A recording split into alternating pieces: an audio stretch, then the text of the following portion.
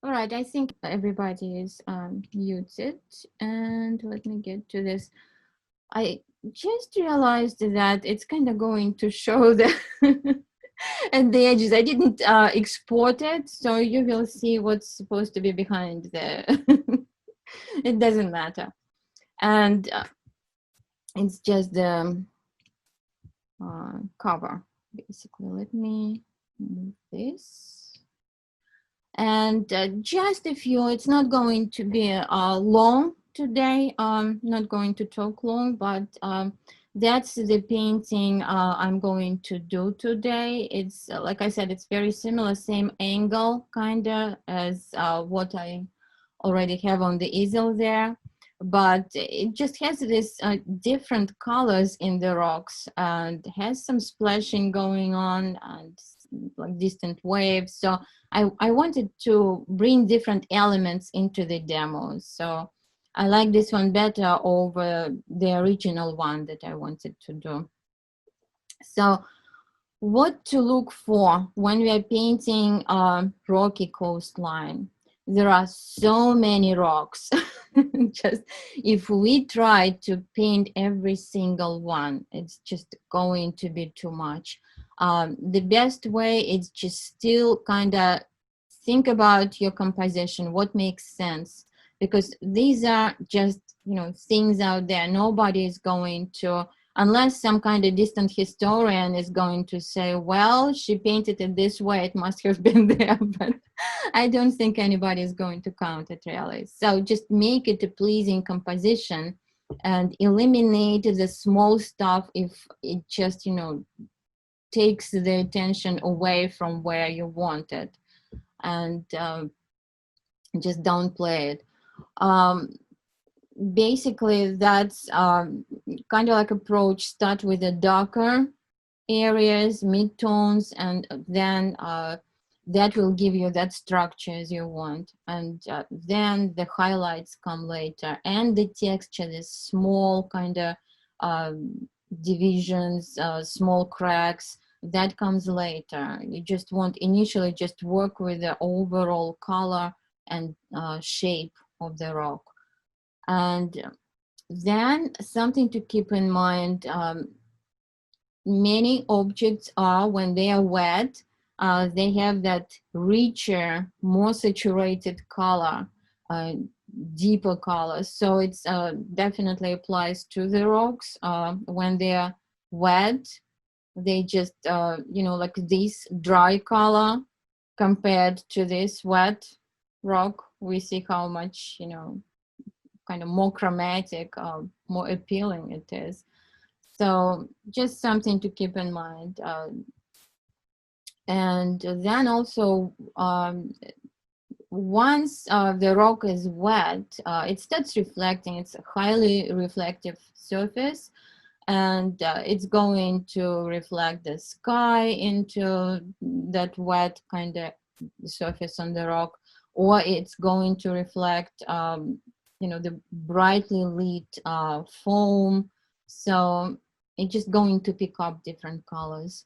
Then, of course, there's some sort of growth. I don't know how to call it, moss, I guess, but it's not just that. It's some kind of, you know, seaweed, whatever, growing on rocks. So some of that happening. Again, don't try to get like too literate. Just think about what makes sense for your painting. Um, if it makes sense just to show, you know, rock and a little bit of mossy surface, that's it. So what else here? Painting crashing waves. Well, that's one of the eye candies when it comes to rocky coastline. And why it's so appealing, because we have all those crashing waves and the foam flying up into the air. Well, I don't have it like, you know, big foam burst here as that, but I have this happening right here, and I think it's kind of like on a mini scale. It's good to show. When one thing, when there's kind of foam burst, bigger foam burst, we won't only see this larger kind of droplets in the air. It also will be a lot of mist kind of. So just making the area around the foam burst kind of like a little bit lighter, like glazing with a little bit of this darker blue or something, it just helps to create that feeling that there's a lot of moisture that thrown up into the air. And then of course the bigger kind of like droplets will finish the whole idea. And well, this is not really about the water so much because I do a different workshop on the seascape.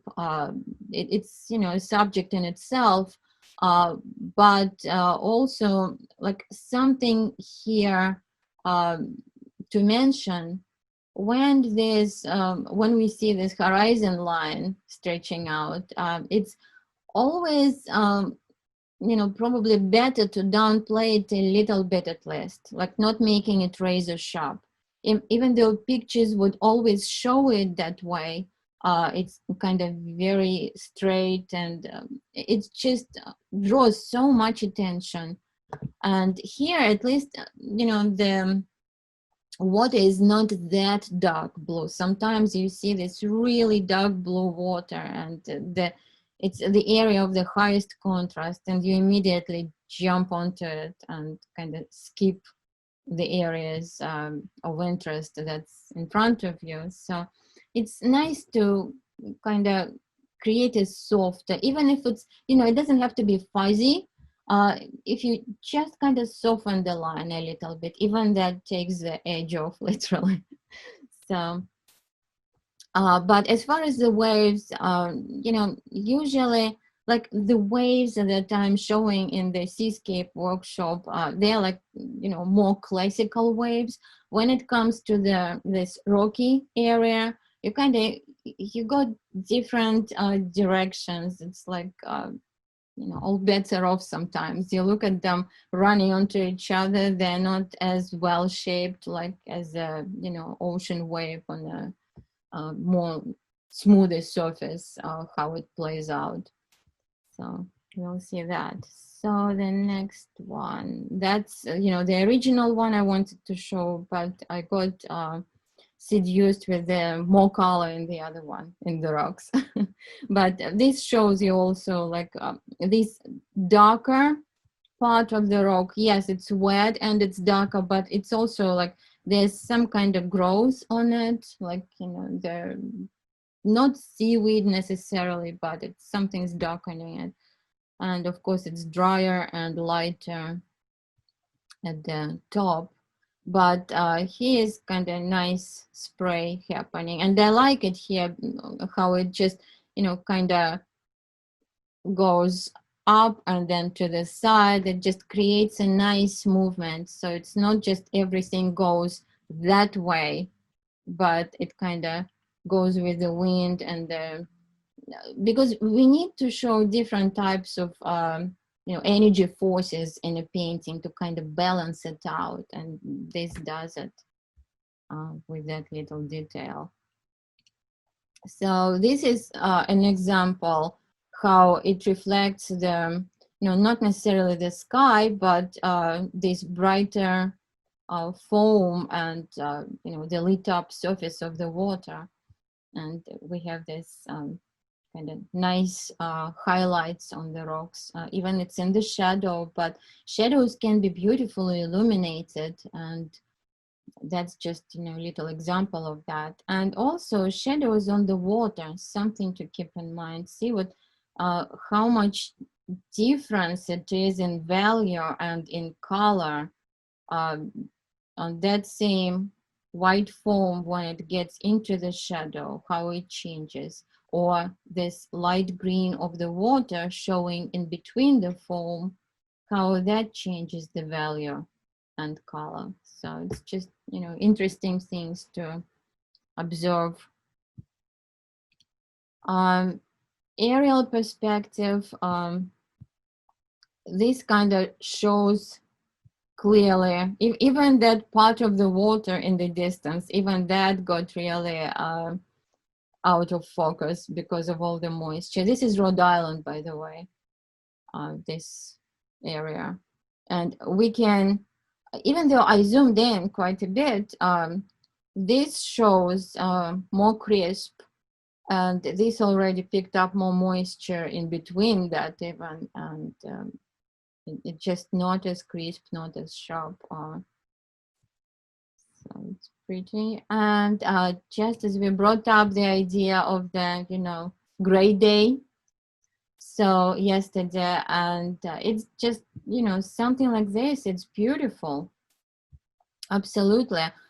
Just something to watch for when we paint a gray day scene, that we still have that contrast of darks and lights and, nice design going. And that just would not be provided by the contrasts of light and shadows, but the contrast in local color, basically. So we won't be relying on the light to create that, but the objects themselves. But it just also has all these beautiful variations in color that we can definitely take, and we can also push it a little bit towards, different grays. Don't have to be boring grays. Can be, grays can have a lot of color within them. So, and by the way, to mention that would be, think of Lina Celta's paintings if you know her work. She paints main also rocks, by the way, a lot of the time, and she handles those grays like amazingly. You should look her up, but I will put her on that list when I do the resource to look people up. And of course, when we look at something like this, there's more of our love for color engaged here, I guess, because it's just, this warmth and cool colors, kind of contrasting. And also like these areas like this, see, this alone, just an interesting compositional element too, because like if it's just flat, it's less interesting, basically not much interest at all. But once we start creating these highlights on the water, the reflections of that sky, and there's even movement to these lighter streaks, so that starts creating, leading the eye towards the sky, towards the horizon. It's more interesting. This is still something I didn't do yet. I'm kind of contemplating how to pull it together. Maybe I'll make more openings, see like these darker openings in the clear, like in the foam to show the clear water. Maybe I will kind of show like a leading area towards the rocks so I can combine some of those, because right now it's just kind of like a rectangle of foam and this almost rectangle of rock. So even though there are different values within it, and then rectangle of water. So it's not that easy to paint this one. So maybe I should add, like, change the shape of the rock a little bit, change the shape of spots maybe of that clear water within it. So I don't know, there's some work to be done. But as far as color, I wanted to show this one. Just interesting. And if we look in the shadows also, it's like shadows have beautiful colors within them. It's like reflecting greens and different touches of browns, greens, and it's, always helps the painting when you spend some time exploring the color in the shadows, showing it that it's not just that, dull flat area, that things are happening there. Because when we actually outside looking at things, we don't see them flat. We see all that within. But when we take a picture and bring that to the studio, then like part of it will be flattened completely, and it's kind of, you know, limiting our ability. But if we just, you know, kind of try based on what we saw, what we remember, kind of take some of it out of that darker area and present to the viewer more. Kind of like, you know, what's here. We see more. Yeah, there will be some really dark areas, but it just, you know, there should be enough that actually shows still that there's a shape in within that shadow, and colors, some colors. So this will be for the for tomorrow, and this one has a better composition. It kind of has this nice leading movement to it. Again, not the huge splash, but I'm going to add to it a little bit. Nothing stops me from making it bigger. But I like how it's the foam is highlighted. We still see the shadow in that foam, and then at the same time we see this highlighted part that and maybe like rearranging this rock a little bit so it's not lined up with the most interesting part.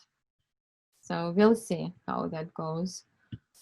This is for today. This you know, kind of the colors that I picked. I wasn't really going like dividing, okay, I need this lighter values, darker values. Some of them are kind of like translated from yesterday's painting, because I always use purples.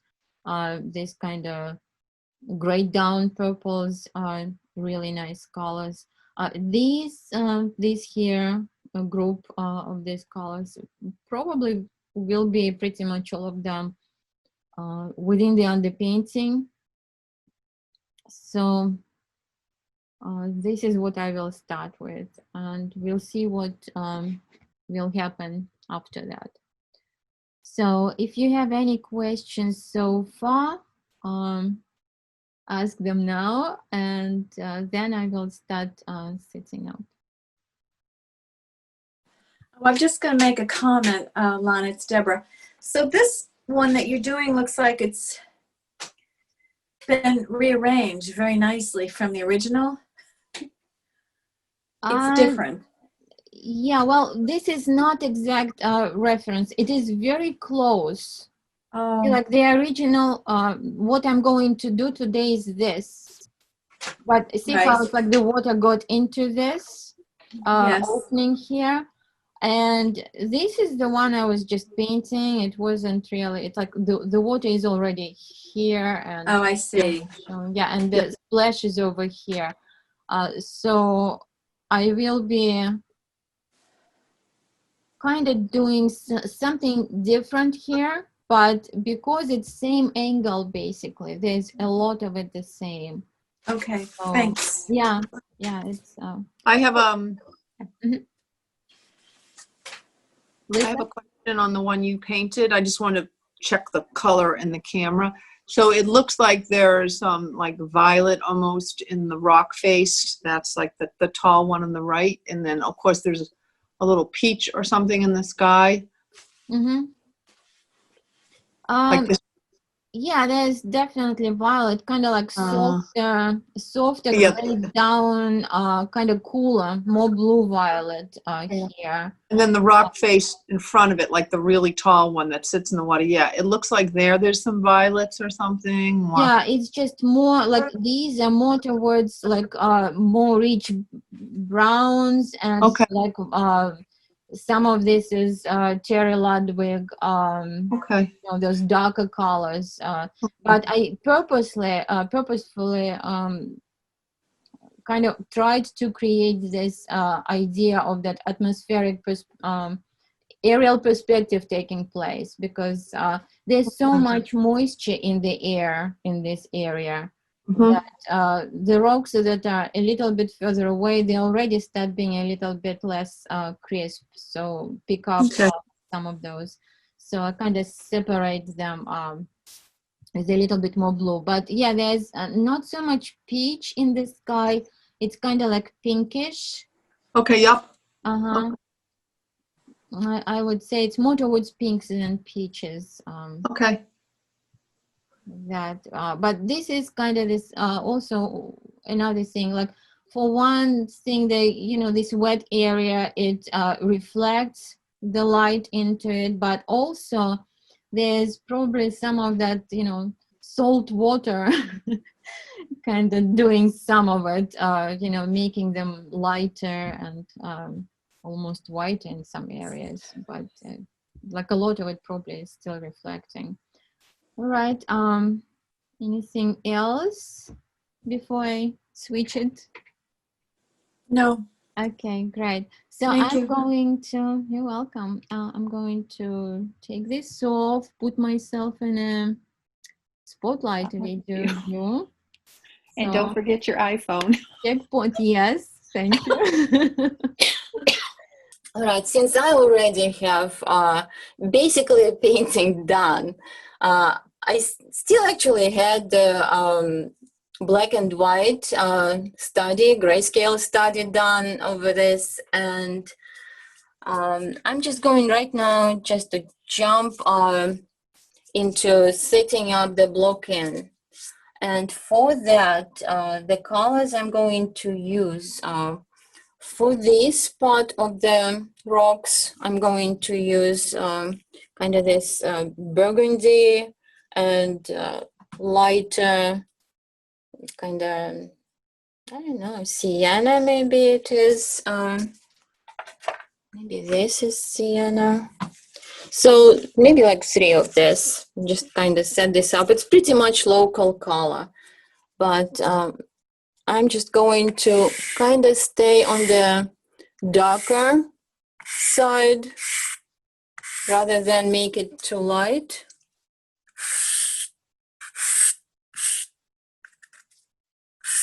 But in some areas, I will add more of this color.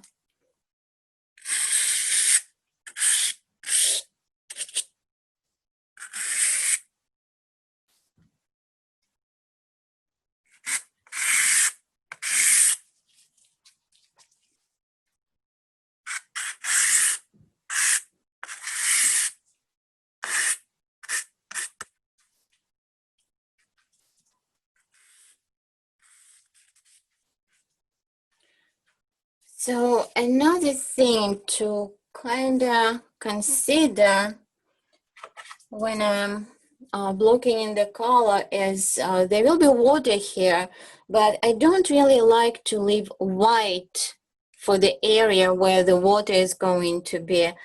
I like to put some kind of base color in there so that later I just add that white of the foam on top of it, and it gives it some depth rather than just sitting kind of flat. So maybe I'll give it something like gray over here where it's like this. Add some of the gray or purple here. It's kind of very tempting to start trying to do the painting when it's still in the painting stage. And I see I'm already kind of on a slippery slope with this. I should kind of narrow down this. And now for the darker rocks, I am going to use something that's pretty dark. It's let's see where the dark area is, like over here. Like this darker areas kind of get this very grayed down purplish color.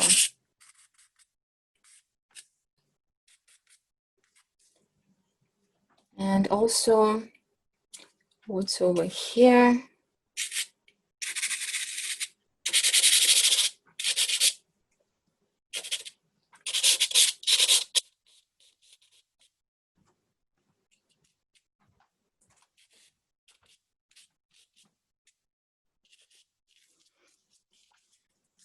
So then instead of trying to get like all the lights and reflections, I'm just going to change a different color.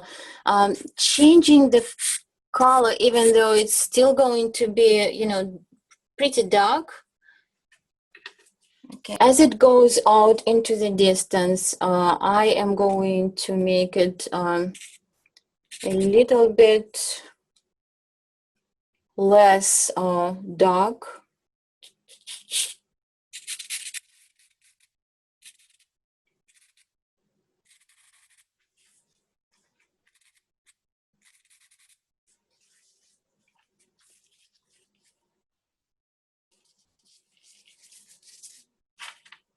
Maybe bring this more blue purple in.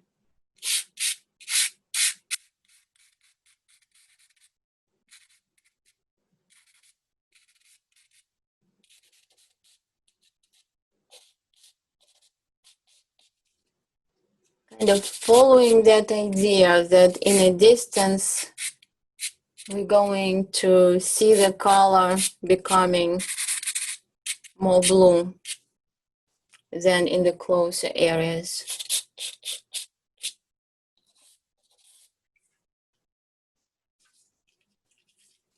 So I also have the color, the rocks, which can be just kind of this maroon color, just this few little ends of the rocks coming. And maybe some of this lighter brown. So for the top part, it's which one should I use? I think I'll just go with the brown, lighter brown maybe.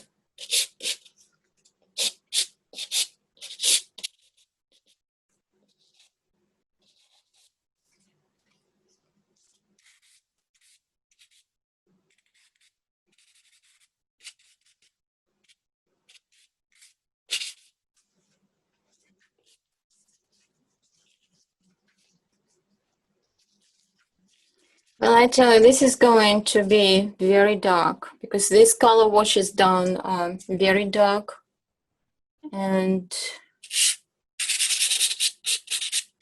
I'll have to wash my brush a few times so I don't get that color all around the painting.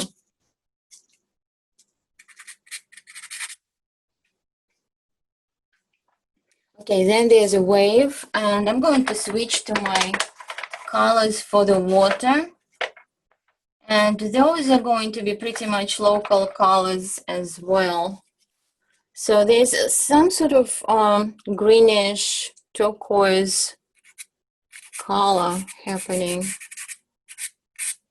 in this water. The nuances I'm going to do later, and the foam. So right now I'm just basically going for darker colors, more pure water kind of.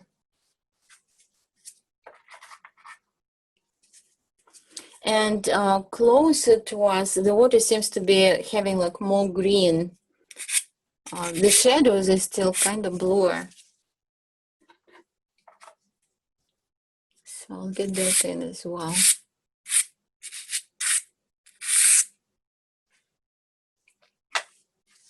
But in the distance I'm going to have this blue color.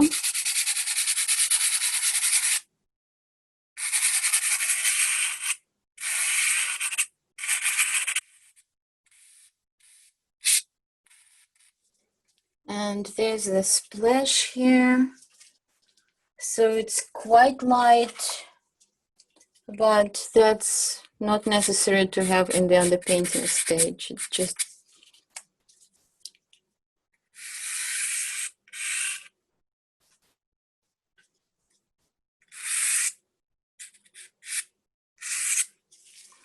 so for the lighter color,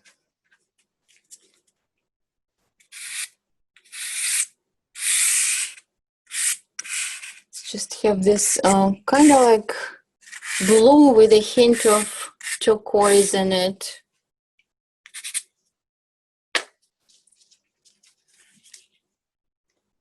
And maybe just a little bit of green in a closer areas. So the sky, that's what we need right now, right? Let me just get this. So the sky is maybe I'll use a little bit of kind of dusty rose, I think they call this color. Kind of towards the horizon, but then I'll get the blue.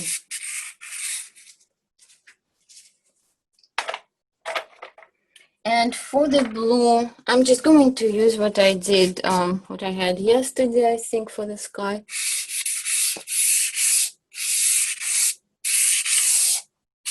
It's kind of like almost like very light shade of ultramarine.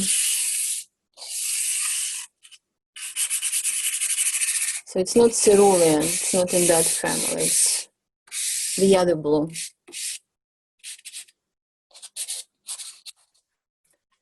So now the fun time.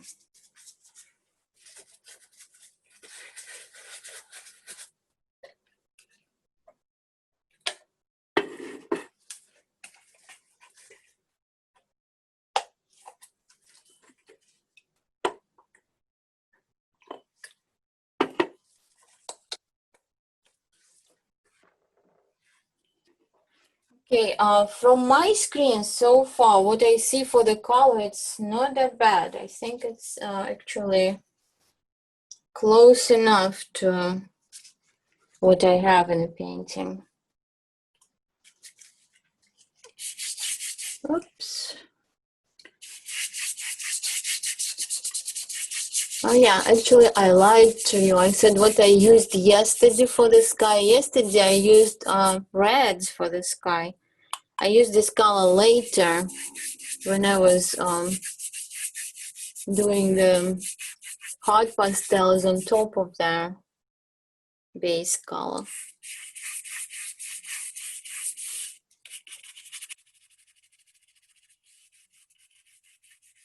But this is more like local color, just light blue. And of course, when I just kind of wash this pink or lilac, it becomes, it just gives it more color.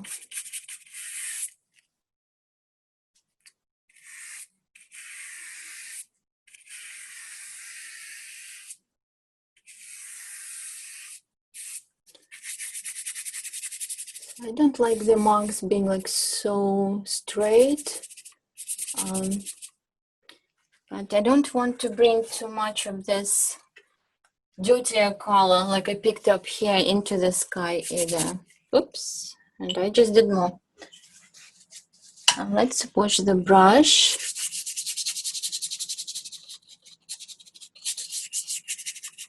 Now, of course, I will layer colors on top of it later, so it's not a problem. But here I want to soften, like right in the underpainting, I want to soften this edge in the distance.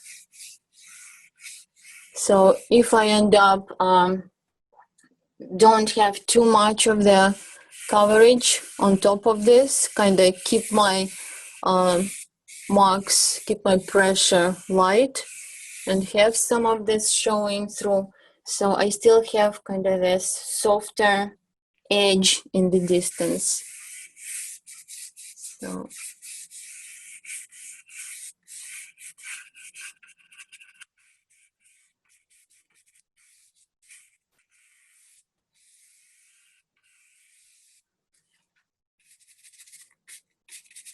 kind of like doing a watercolor right now with all these colors.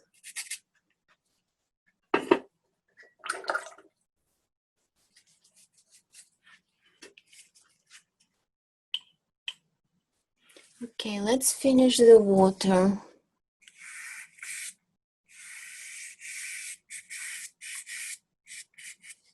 Kind of for the wave here.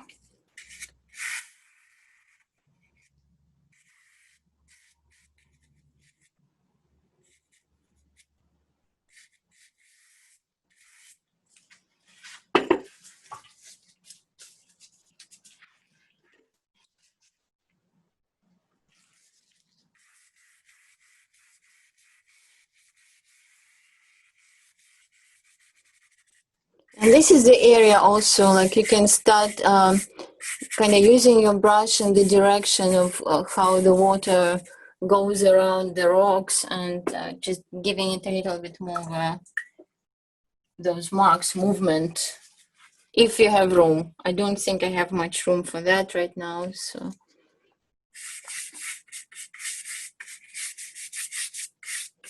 This is a shadow area, but in my execution right now, all of it is pretty dark. Well, it's not dark, like really dark, but it's just darker blue, blue-green. Then eventually that I'm going to have it. So this is where the lighter area should be. If I want to make sure that it reads a little lighter for me as a kind of reminder, I can pick it up with the brush. Otherwise, I'll just have to correct all these things later when I do the second blocking on top of underpainting.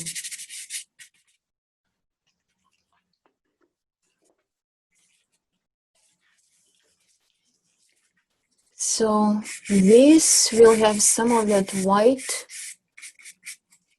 flying up into the air.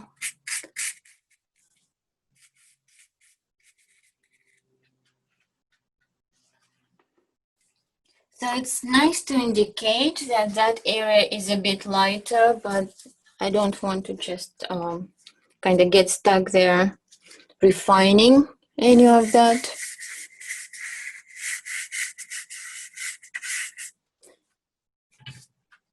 This here, this is where there's that kind of like water comes up as a wave almost, then it drops.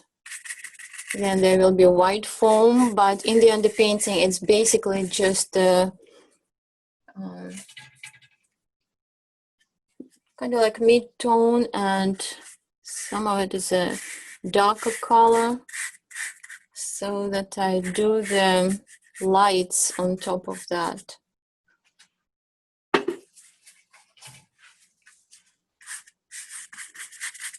So this is where the shadow will be.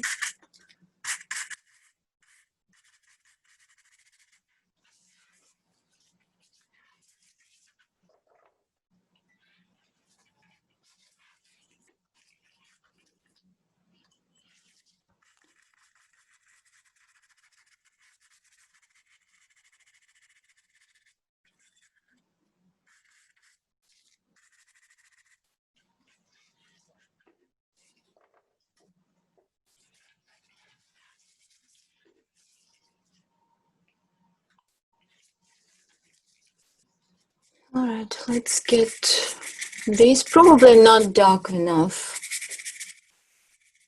I tried not to go too dark, but now they are not dark enough.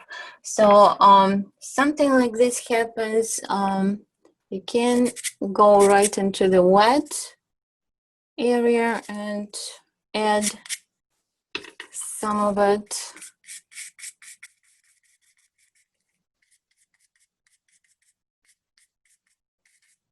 Or you can just leave it alone and fix it later. So different ways of approaching it.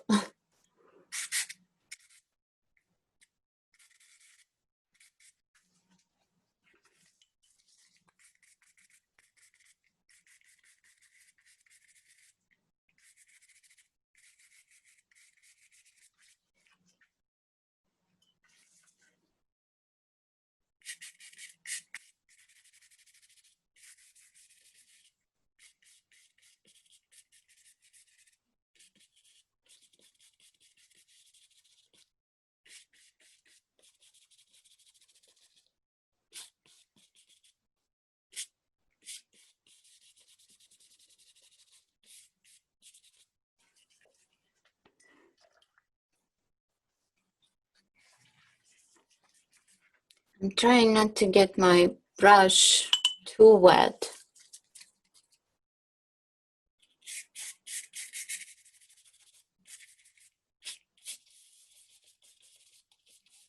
All right, I'm not going to fix this part, but I will get a little bit more color into this one. The contrast.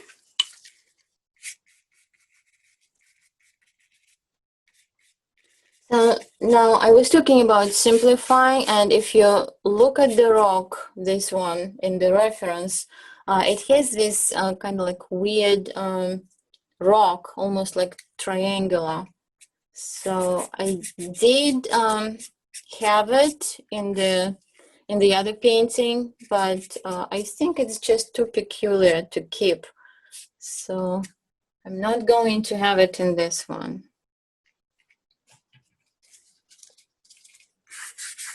So let's get this darker areas here.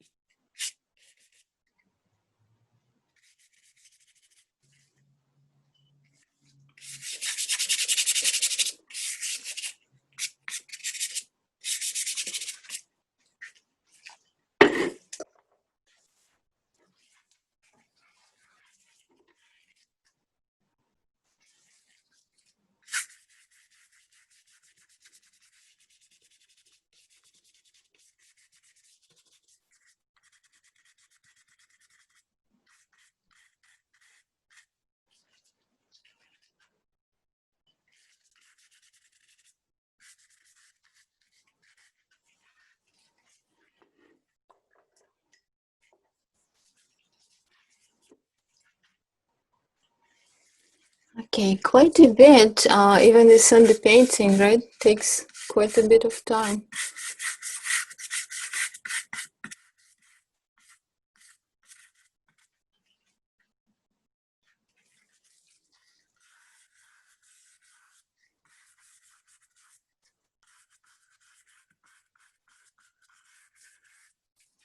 Well, I can also get some of this darker, because this area is quite a bit darker.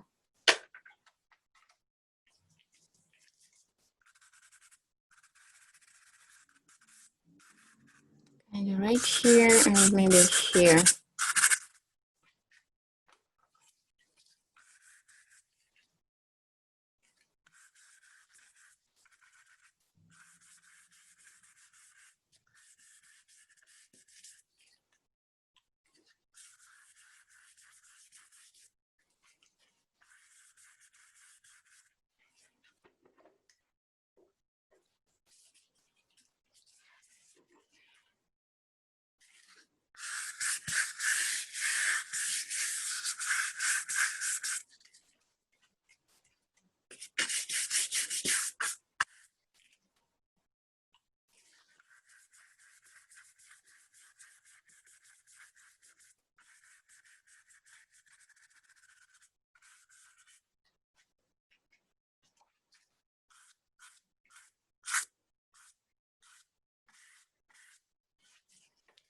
Okay, maybe just a little bit more dark over there.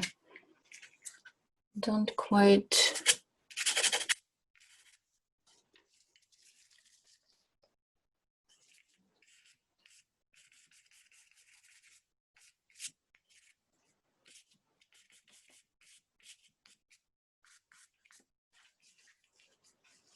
Okay, so this has to dry.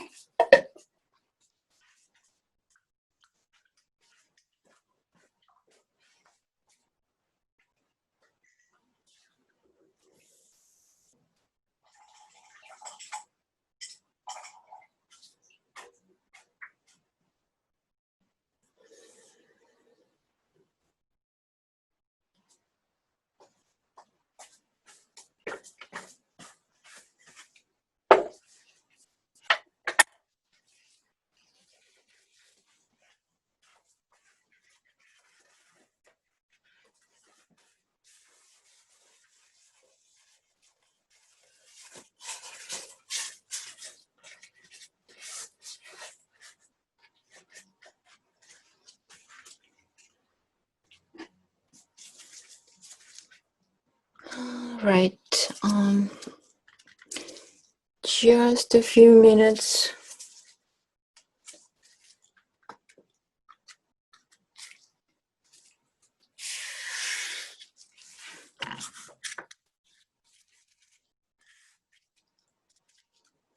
So we were talking yesterday in the second half of the workshop about stretching the paper. Basically, you art like a watercolor paper. That was interesting to hear some of you sharing the experience. Something I never tried.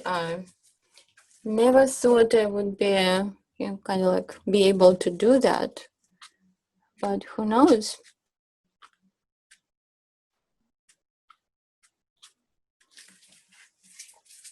Okay, I can probably start defining some of the areas at least lightly. Kind of trying to get the feel of this back. Now this color is not really rich enough. Seems like I need something a little bit more saturated. The color that's going to show up would be either this brown, or maybe I can use some of those, like greens. Okay, this would be bottle green. Yeah, another color that probably would show up well here, well, I'm pretty sure it would be this spruce blue. And I'm talking new pastels right now for this. So let's see if I have it.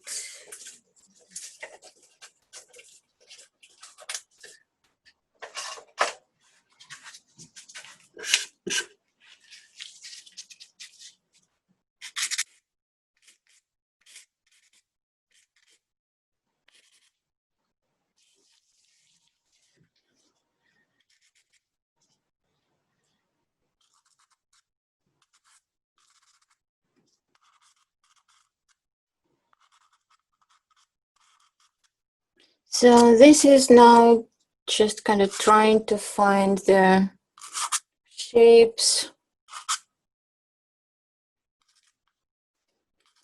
define, redefine, whatever works. Like in this rock, there's just too much. It looks like, I don't know, not caterpillar, but it's just too constructed. So at some point, I just want to simplify it, not to have too much going on there.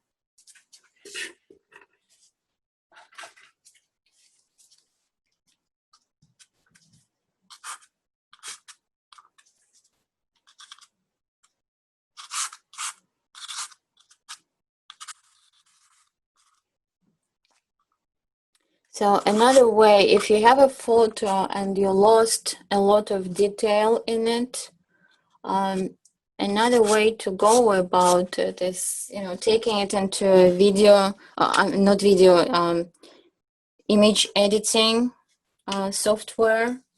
Well, I use Photoshop, but there's so much free stuff available right now. So if you haven't done graphic design in your previous life, like a lot of us actually did, and have Photoshop, but if you don't have those programs, you can still download something that's allowing to actually edit the dogs, make them lighter, and this way you would be able to see more details within that.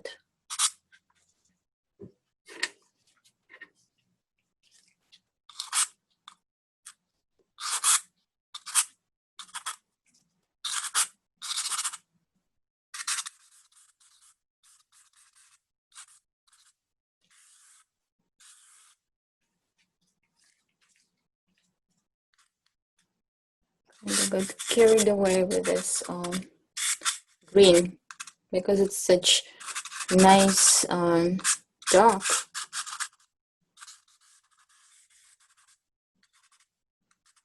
Could also be maybe like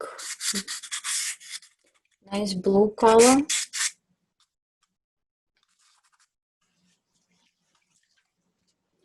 And this rock over here is kind of going with this. And we have the dark area.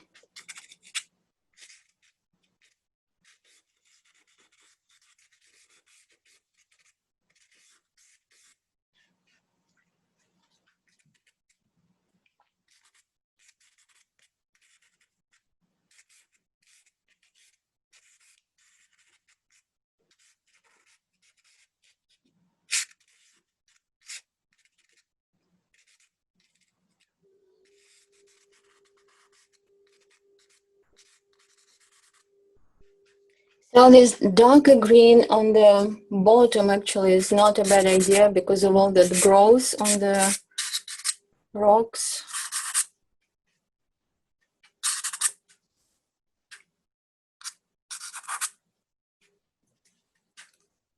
It's just too much on the same, maybe here.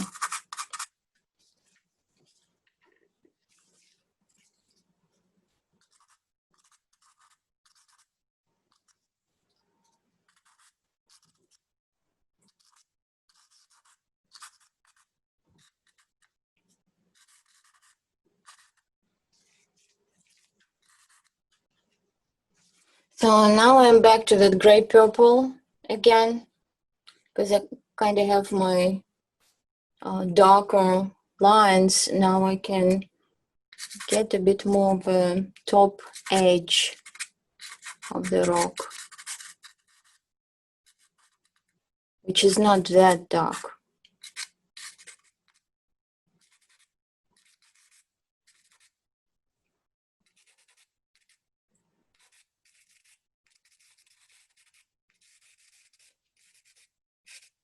I just want to bring just enough texture into this, but not not doing too intricate things with it.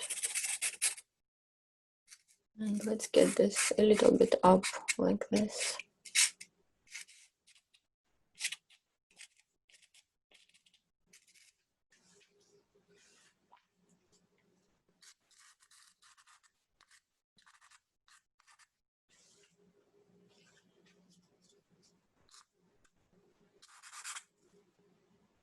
Yeah. This.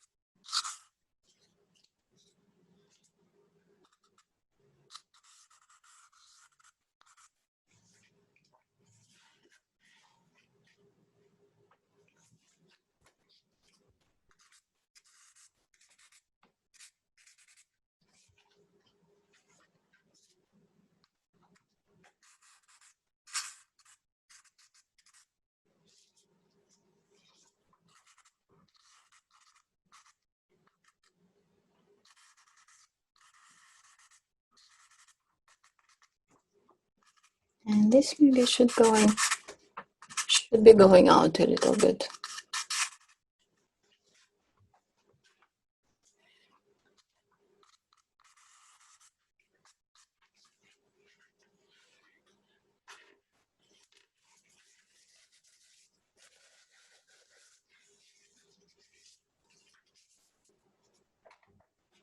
So I'm still pretty much working with hot pastels right now.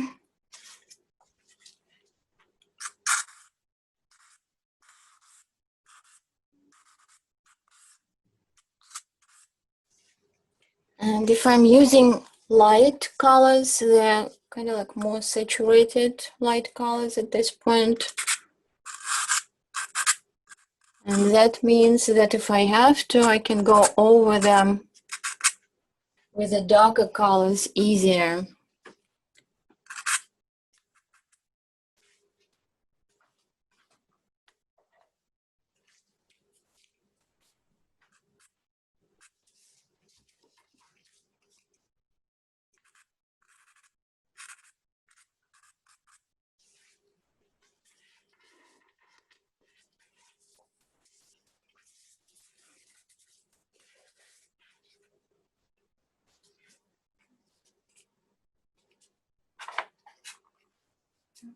Okay, I probably need this somewhat darker color in here still.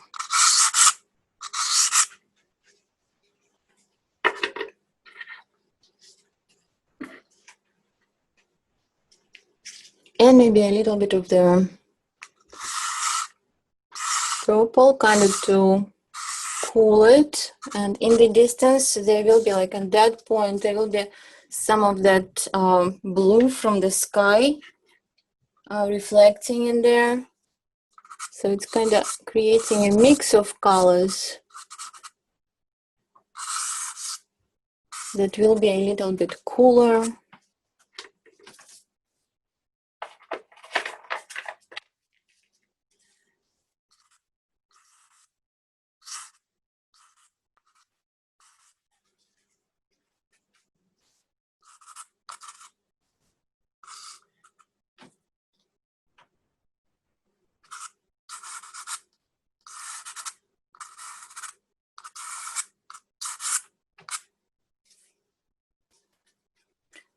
And the closer we get to the water, it's there's more water on it, on the rocks, so it's a little bit grayer.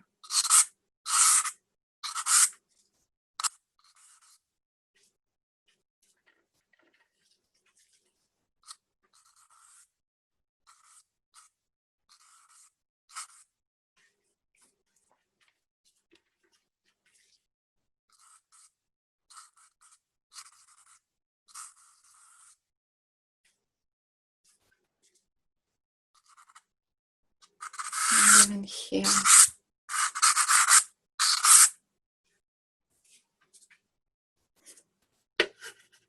So this is kind of like cool gray color.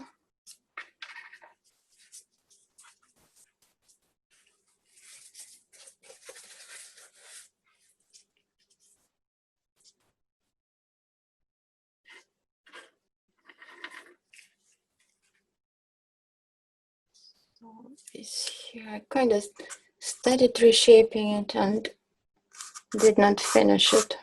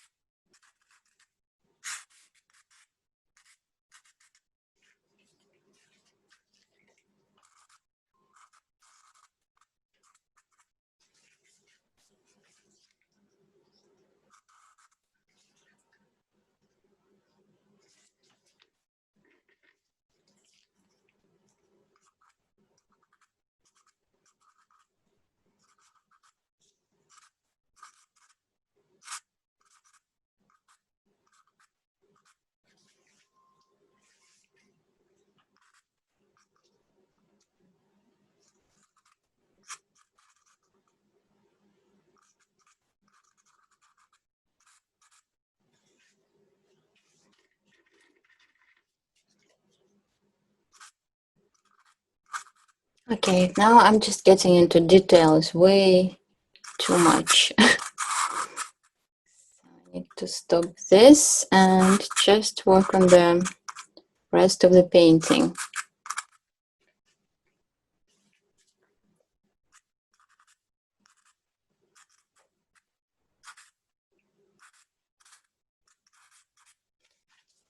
Okay, that's for now. Here, let's just get some of these larger shapes here.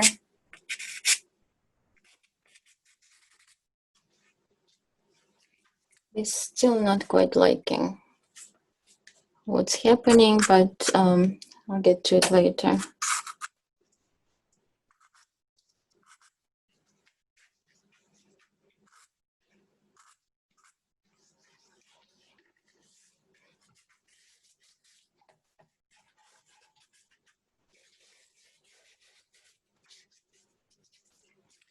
Okay, let's get some of the lighter color here, more drier rocks, or drier rocks, not more drier.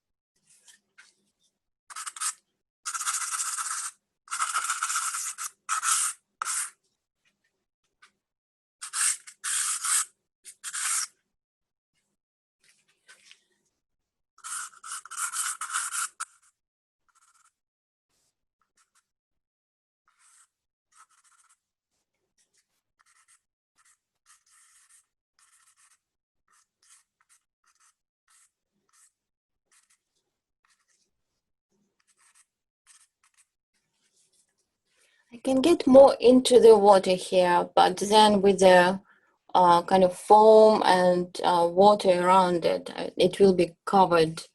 But initially, I can do that, and the underpainting as well. It's just sometimes nice to have that darker shape, and then the water over it, if it's like a thin layer of pastel, it's like you still see the rock under the water. So it kind of creates that interesting effect sometimes.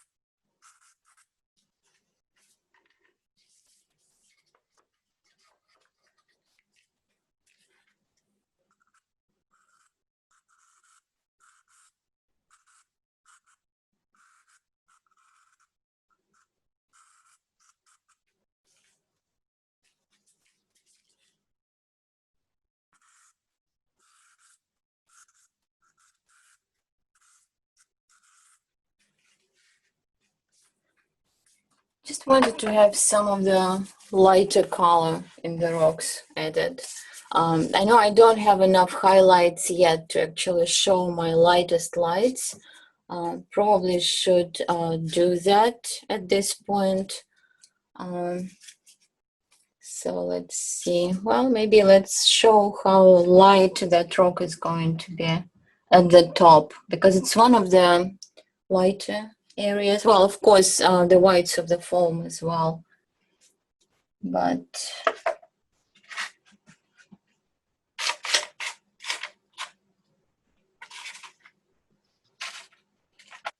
so the color I want for this brightly lit surface,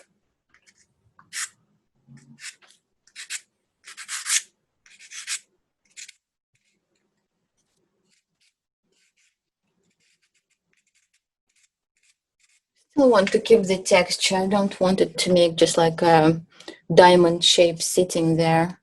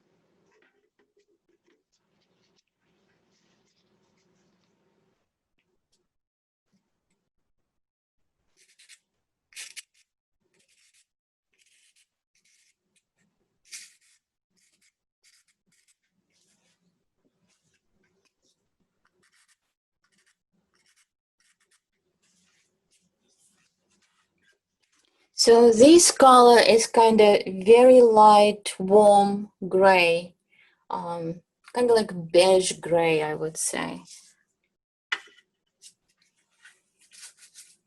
But it's not the lightest light still. I kind of like to build up to that. And usually it's best, in my opinion, to kind of wait till you really mean it to put that mark and leave it there. Because in pastels, you start moving things around and chalky things happening or muddy things happening. So I usually try to spend more time with the midtones before I commit to lights.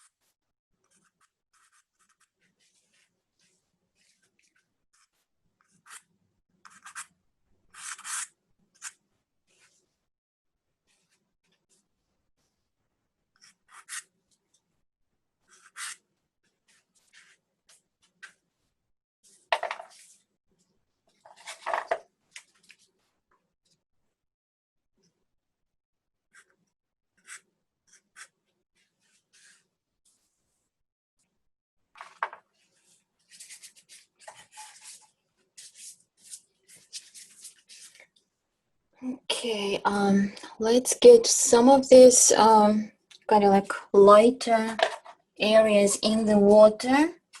And I'm going to use a bit of this warmer turquoise for this to kind of get that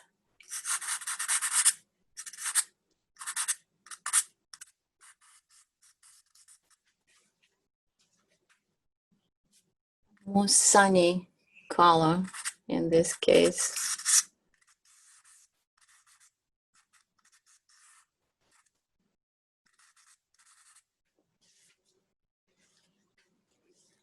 And maybe some of it around here, but I can also use light blue.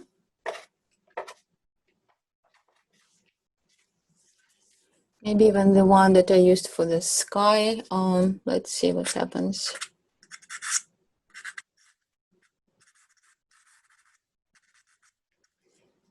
And I like to combine them together.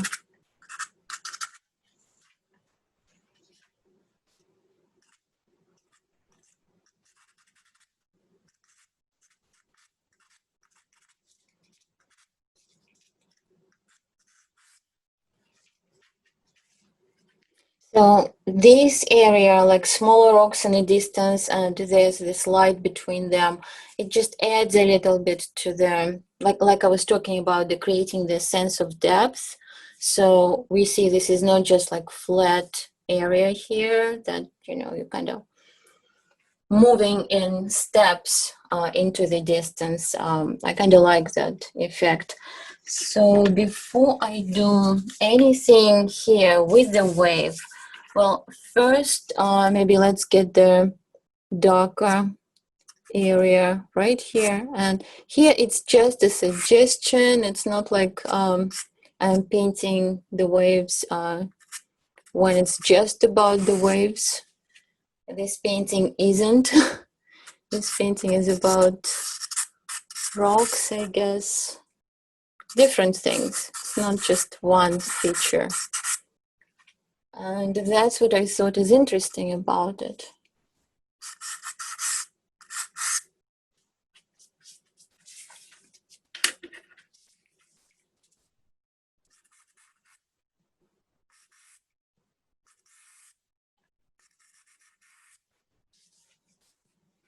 So there's a bit of that kind of like lighter blue in the distance, right after the wave, and that's that flatter area.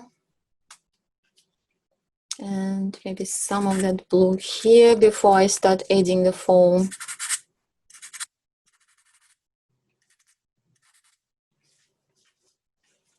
But I have to kind of divide the area of the water into this more clear kind of water where we just see the, you know, kind of like smaller waves, ripples, but it's clear. And then we have the lighter area, lighter shape of the foam, but we also see the openings through that foam, and they have some of that kind of greenish color, particularly closer to us, like this area is a little bit greener. Maybe this is a little too yellow, but I should find something that's kind of will neutralize it. Maybe not this. By the way, do I speak loud enough? Sometimes I kind of go to the lower volume. Yeah, you're fine. Fine, okay. All right, yeah, because I guess I'm very close to the camera and that's the microphone I'm using, so that's okay. Should be okay. Let's see, here just add some of this frothy color and around here, and I can now. So what's nice about painting seascapes like this, you don't really have to define it as a wave, like in all its details. You can just give a hint and then a splash and it's there. It's almost done. So doesn't take much. So I'm definitely going to end up with a crooked horizon on this one right now, the way I'm standing.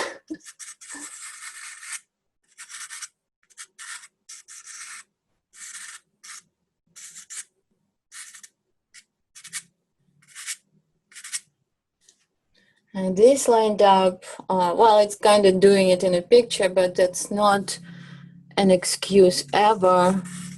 I should do something about lighting it, I mean, bringing it up a little bit.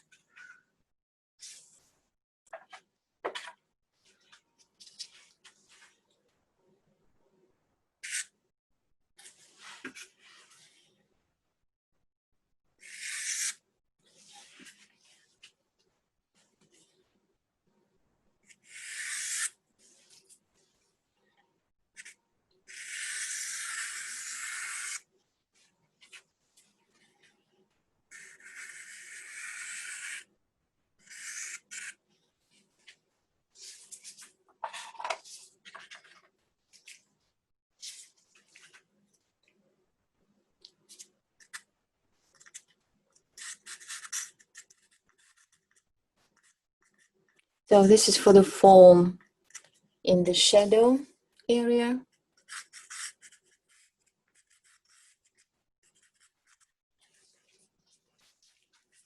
And in this area, it will also be somewhat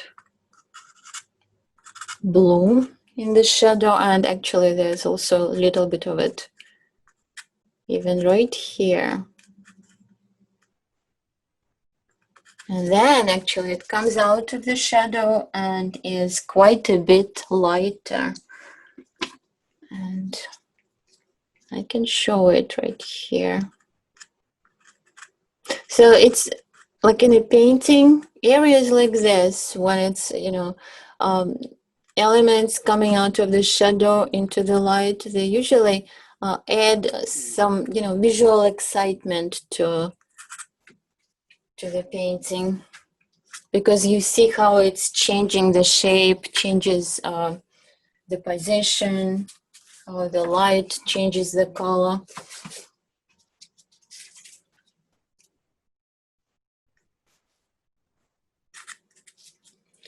So also I am going to take even darker blue than that and just very lightly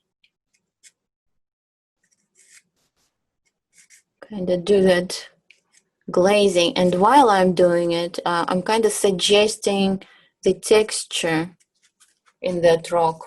So basically just very lightly touching it up, not even drawing the lines, but because it's darker, the face of the rock is darker there, just creating this lighter, basically, patches, but with sharper edges, does give the illusion of that. And maybe even here, a little bit, indicate the end maybe of that rock, like this. So it's, to me, it's not just, painting what's in the picture. I take that and then I try to make it maybe a little bit more exciting. So sometimes it works, sometimes it doesn't. Sometimes the picture still makes more sense than the painting, but it's still fun to try.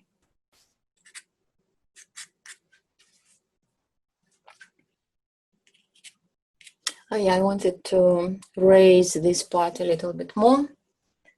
So it has to be dark enough, but I think it's a warmer dark color. But let's see. I have this Terry Ludwig dark colors. I don't remember how they're called. Rich darks or intense. I think intense darks. Terry Ludwig intense darks. Really nice set.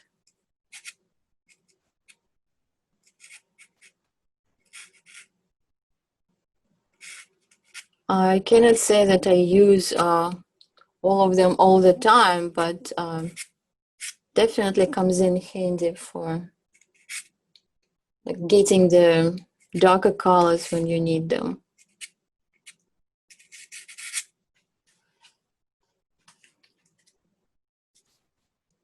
And I think I will raise also part of this one. Maybe just take a little bit different shade of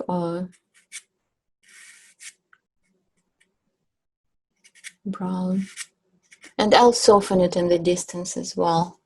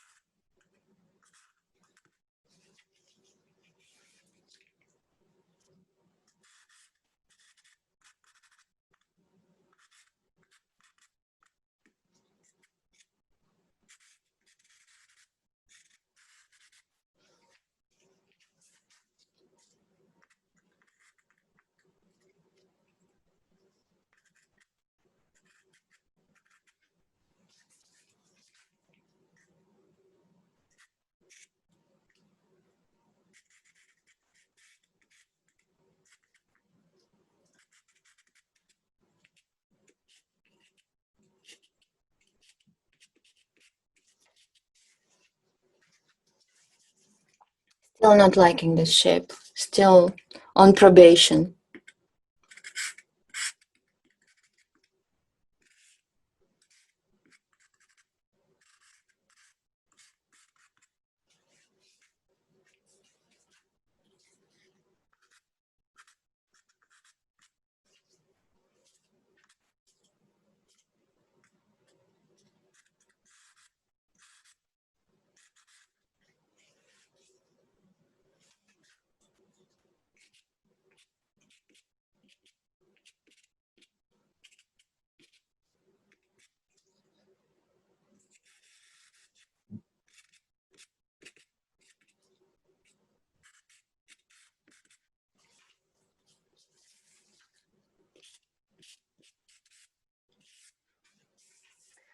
Oh yeah, kind of forgetting that all this stuff I'm doing here, you're going to see it pretty dark in the video. Like right now on screen, it really compresses these darks. There's a lot more going on within it in the original, but I tried to make the shadows lighter, but through the controls. But the way it works, if you make the shadows lighter, you lose the color in the midtones. So I kind of sacrificed the very dark parts so that we still see the color better. So just wanted to mention it because I spent some time talking about not making the shadows too flat and too dark, but you probably see just that happening right now.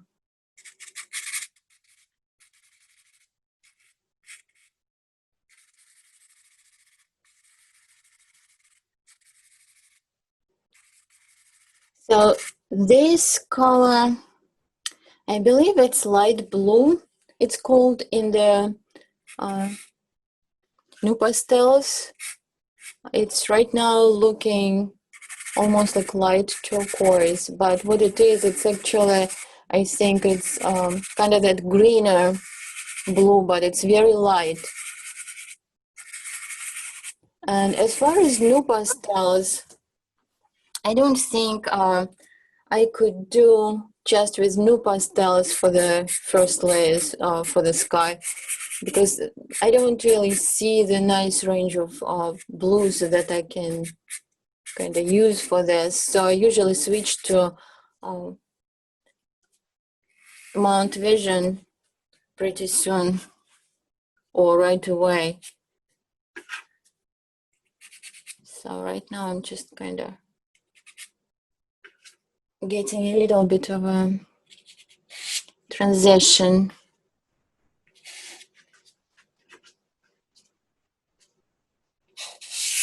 They do have nice ultramarine blue, but that's already too dark. Like I'm going to make a little mark here, and it's just too dark to go with that.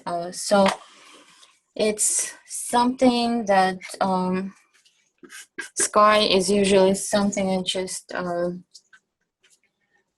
kind of switch to soft pastels right away.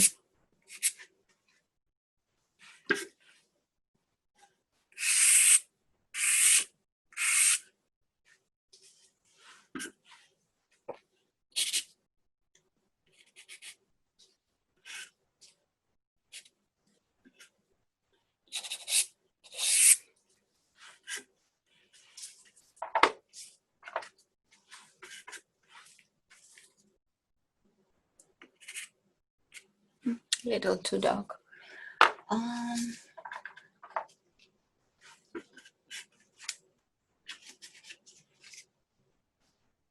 I probably will end up with same exact color in the skies that I had yesterday. It's kind of working for this situation. Is it okay to ask a question, or would you prefer to hold questions? Go ahead. Okay, so I have two questions. One, I noticed today and yesterday when you do the sky, you kind of do strokes in all different directions. You don't do the classic kind of drag the pastel right to left or left to right horizontally. I don't think it's ever classic for me. I kind of do the marks in different directions, but if it helps to describe something like the waves, like that, I would do, in that Okay. direction. But Okay. yeah, what's the second one? Okay, yeah, because I know like Robin Thornhill, for example, her skies are often like completely vertical. There's no horizontal strokes in them, and so it's a neat effect. My second question is, so you use a fair amount of new pastels in terms of what I've seen other people demo. Is that for like a technical reason, you're trying to manage the tooth a particular way of the paper, and you want to keep the hardcore soft stuff off of it until later? Yeah, pretty much for that reason, because it's, it sits right on the top of the paper, like this first layer, a little bit of the second layer, and it's easier to kind of even brush it off if I need to correct something. Then if I take, the soft pastels, it just, the paper grabs it a lot more of that pigment. So if I want to adjust, to move things around, it's kind of like harder to do it with the softer pastels if you start with that. The only time when I would really kind of start with soft pastels right away would be if I work on uncoated paper. Because you cannot really layer much, and you don't have hard pastels mixing well on it either. So So it looks like you're kind of trying to get as much as you can done, definitely in the underpainting and even the second layer with the new pastels. But if there's a particular color you just don't have, you'll grab a soft, and then you kind of wait further along in the process to kind of frost stuff. Okay. Yeah, that would be pretty much, I guess, how I would approach it. And also, it's usually kind of like, a layer or two, even though it looks like, I use them like right now, pretty much just new pastels, but it's a lot of area to cover. And yeah, on the rocks, I kind of used a few layers, but I already started with the, cherry Ludwigs and everything on it, so it's not just new pastels. Okay, thank you. Yeah. Yeah. Good observation, yeah. And that's actually what people ask me quite often. They see how much I use them. And to me, it's interesting that people don't use them as much. So we all have different ways we are working, and it's interesting to see how others do it.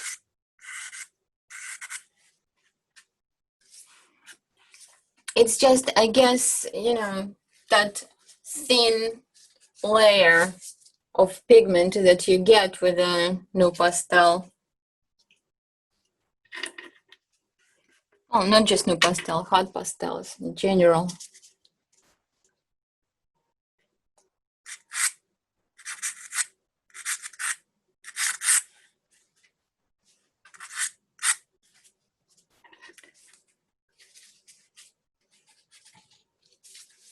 So now I'm looking for something to make this a little bit lighter green in that area. And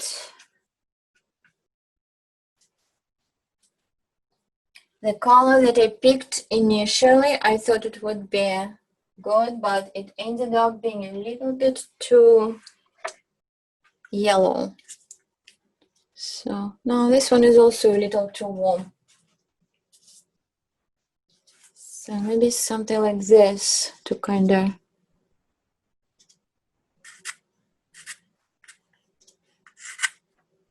warm up those turquoise a little bit here near the shoreline, but not very green. Like on Long Island, we have a lot of green in our water, but this area, I think it's leaning more towards those turquoise colors. Beautiful.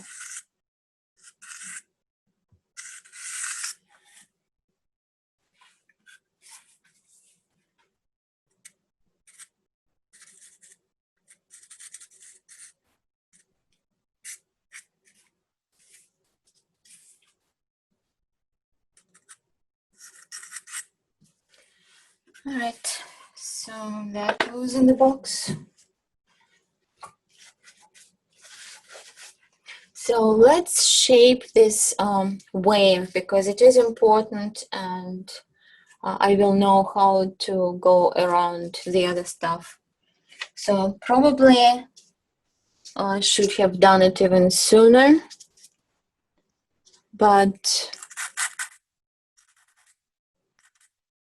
there was kind of enough indication how the water drops. So I didn't really jump on it right away, but I think now it's time.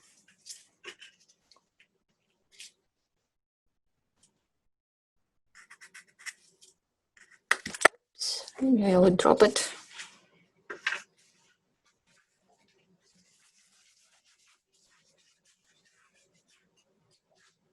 It's a good thing to have a catcher right under the easel. I remember when I just started with the pastels, just discovered how lovely they are and just started working. I had the easel in the middle of my room, and yeah, I threw a top on the floor, but that's it. I did not kind of think of setting up a catcher, dust catcher. And oh boy, that was a messy enterprise.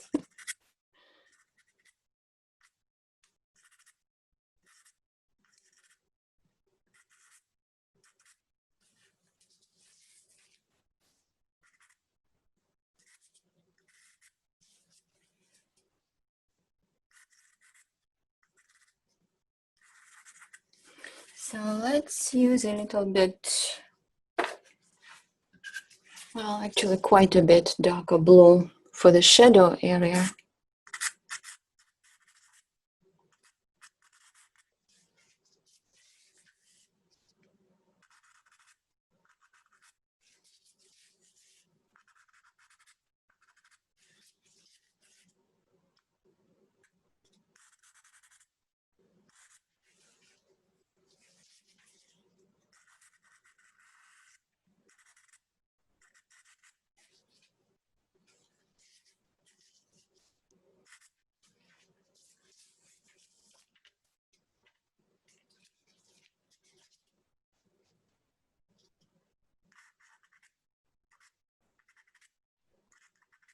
So before I grab my warmer, lighter colors for the highlights, I tried to build up a little bit of a from, darker, cooler color, then lights, maybe a little bit cooler lights or a little bit darker in value.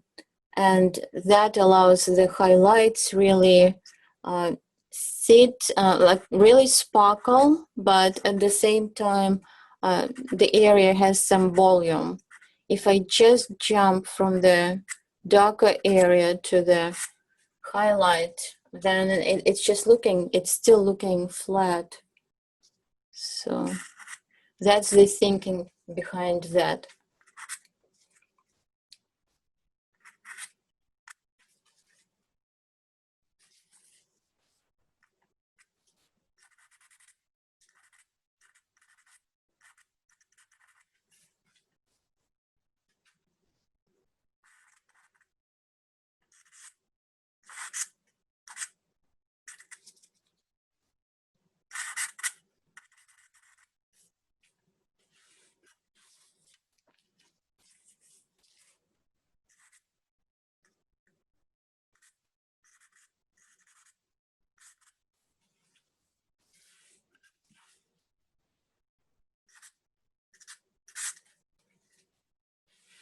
fun to make these kind of twisty marks for the lines in the foam.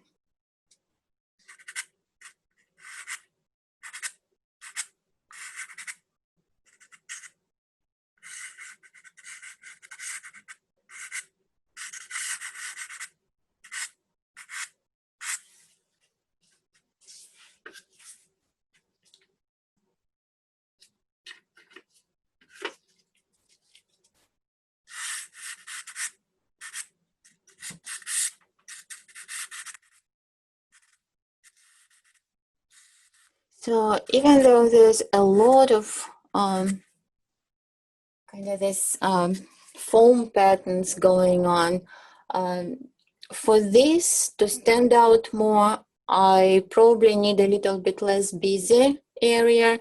So yeah, I will have some of that, but not too much. Kind of.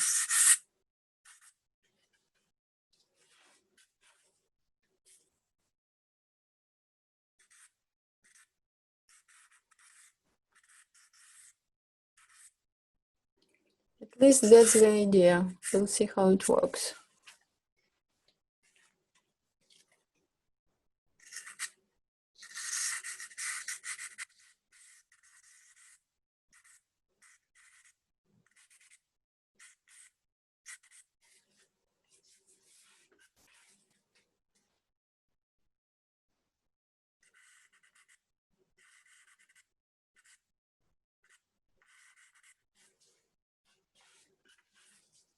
So this is, by the way, light blue that I used for the underpainting in the sky.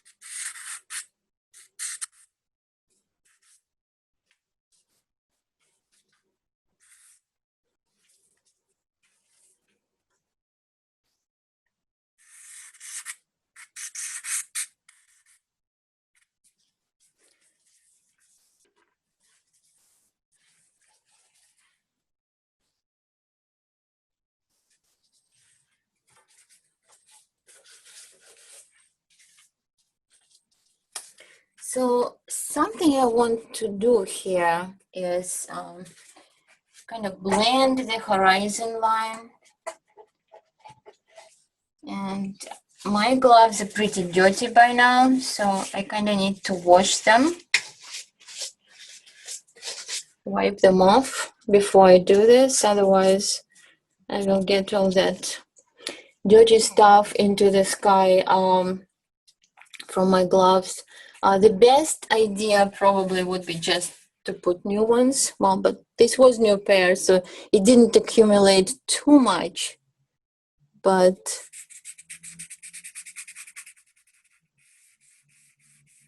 right now, kind of blending this very similar color right now. But even then, after a little bit, I would wipe it first with a damp towel and then dry and then get back again. So just keeping the color cleaner. And when it comes to the sky, particularly, we want to see that luminous color, not something muddy. And here, I think it's nice to kind of eliminate the texture, because we have a lot of texture happening already in the rocks and the water, so there's really no need for the sky to have all this distraction. But if I have this warmer color, which I do, a little bit of that pinkish color underneath, it does warm it up from underneath. So that's why I like using a little bit of warm color at least in the underpainting. It just makes the sky warmer. And not so much warmer as luminous, I should say. Gives it a little bit of a glow. And I can do it in this direction as well. So there it is, really smooth blended sky.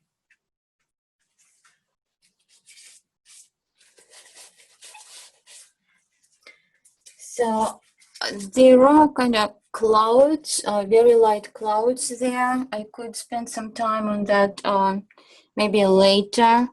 Right now I can just indicate it, maybe. But maybe I should have that area developed first so that I know where I want the lighter accent in the sky. But let's see, there's this nice light happening right here. And then we'll have here on the rocks.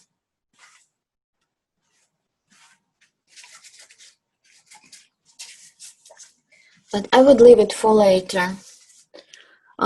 It's not that I always want to leave the sky for later. Actually, it is nice to plan it ahead of time. It just the highlights within it. That's what I'm kind of talking about. Also, another way to blend is, again, just using hard pastel going over.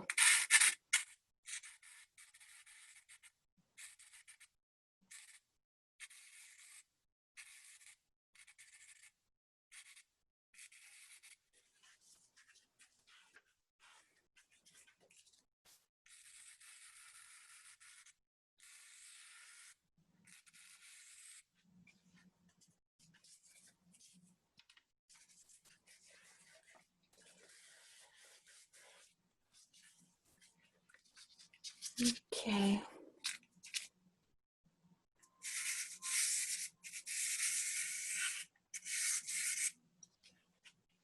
Just a little. All right, so at this point, actually this looks pretty kind of like it does have a layer of water, and because of this cooler blues and purples. So yeah, I do like how that worked out, but the color still needs to be adjusted, of course, all around, and it's not easy to reach some of it for me, but I'll try. So it does look more red. I'm looking at the computer screen. So if you just think of it a little bit less bright, a little bit less saturated, that would be more correct to the actual color. But I think it's still better than what we had yesterday.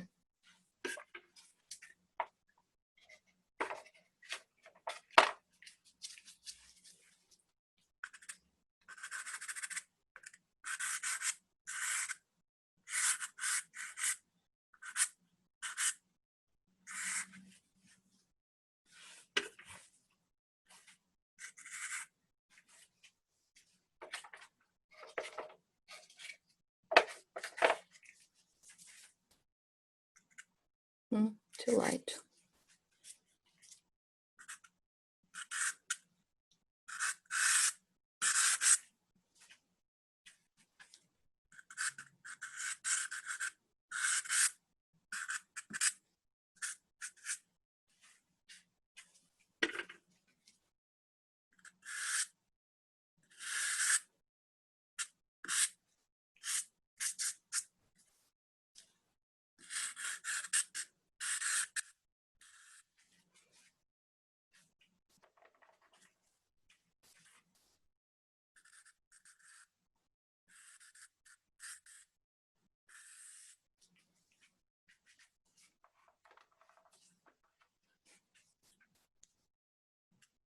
There is actually the water here, kind of like a puddle collected, but it's just too small of a spot to try for it.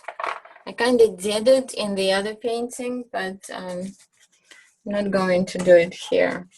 Just kind of more delicate. Need to approach it a little bit more carefully than I'm working right now.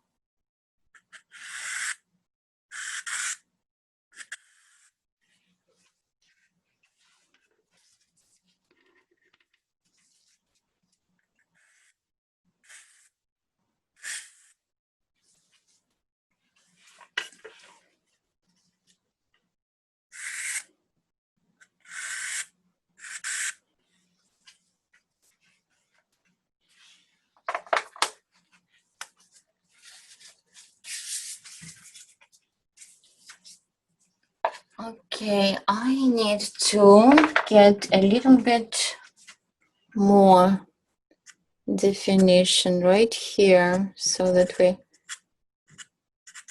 can see it a little bit more clearer.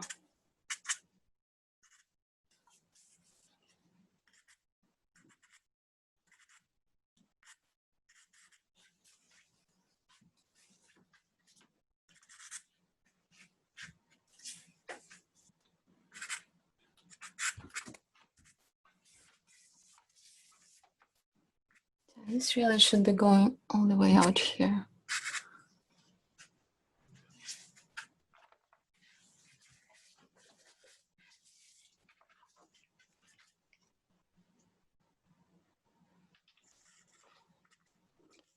So there is detail in the shadow. It's just going to be, you know, variation in values within the shadow.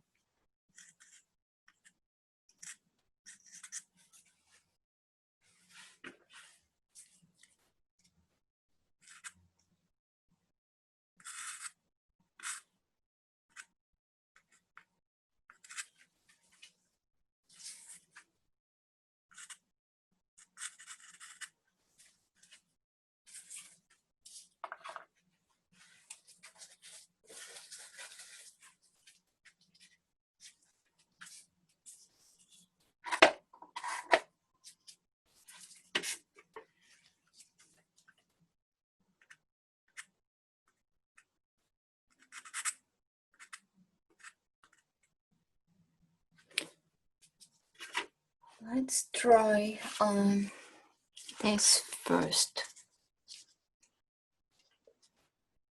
Kind of this thinner.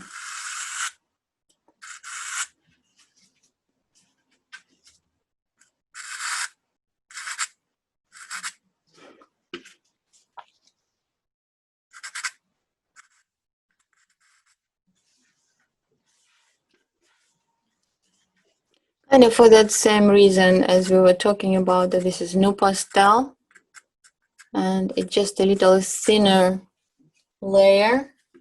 So if I really want to give some sharper kind of definition to something, this might work out sometimes better. It's a little too much on a straight line though.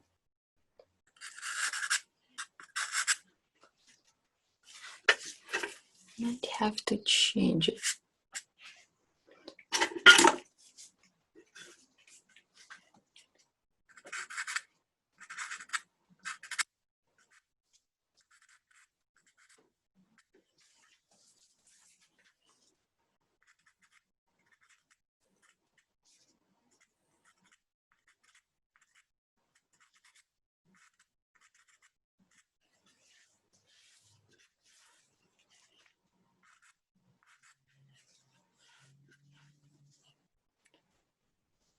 Let's see.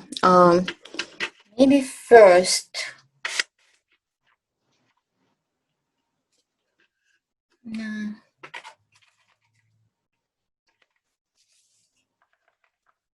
Maybe I'll try this. Kind of like lilac, pinkish lilac.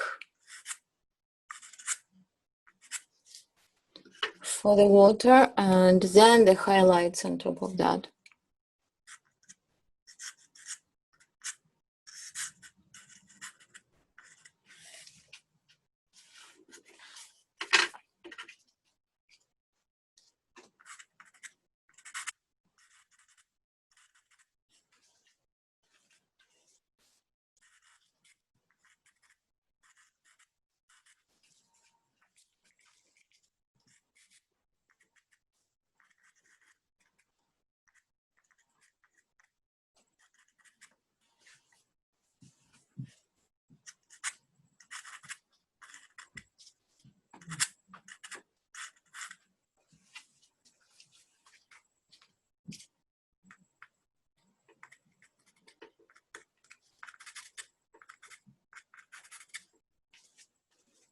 Okay, now this is too hard to push it, so to make it easier, I can definitely switch to something that I don't have to push that hard to make a mark.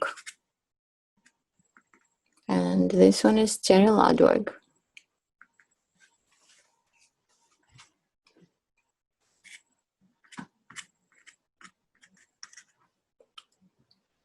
So there's some of this edge before it gets into the shadow.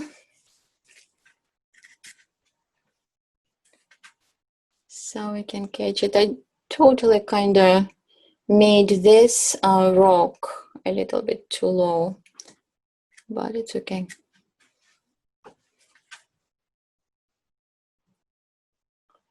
So here now, I just want to add some more highlights on this dropping water.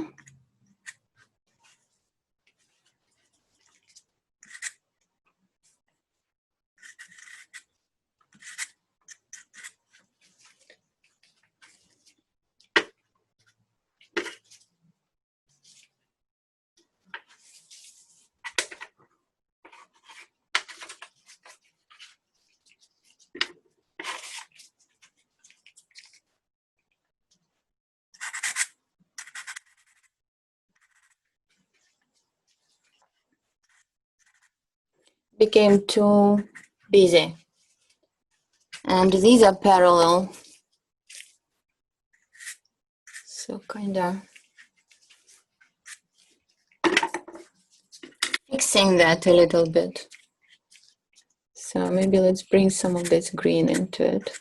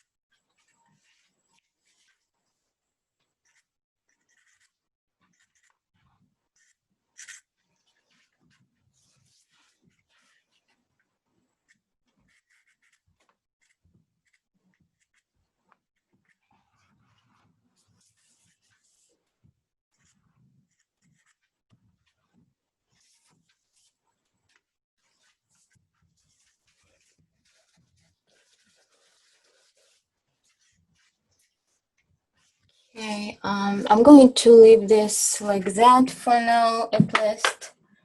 And let's see. No, this is too bright.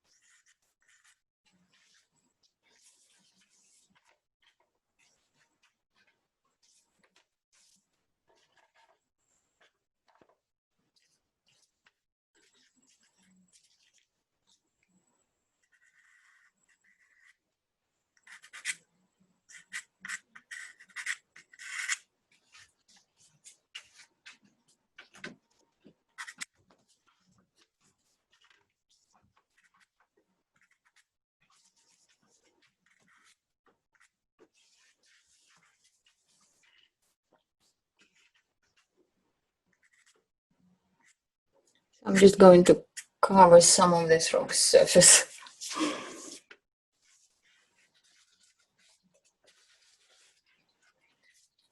Okay, let's get a little bit more lighter color for the foam.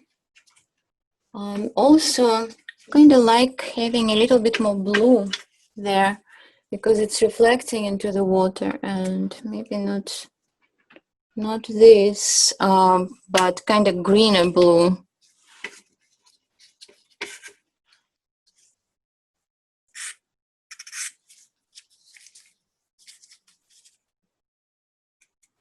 Very light.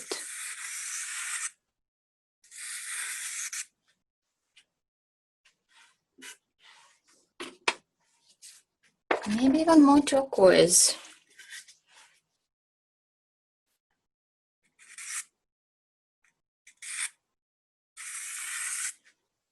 Yeah, maybe that's what I need.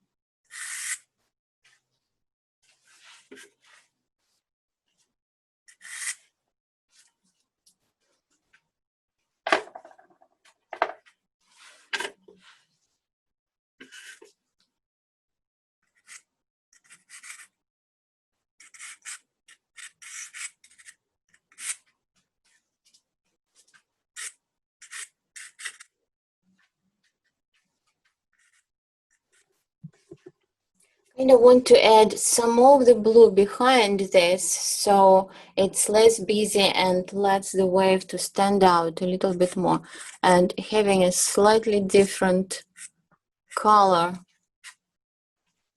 helps. But of course I still need a little bit more foam just overall.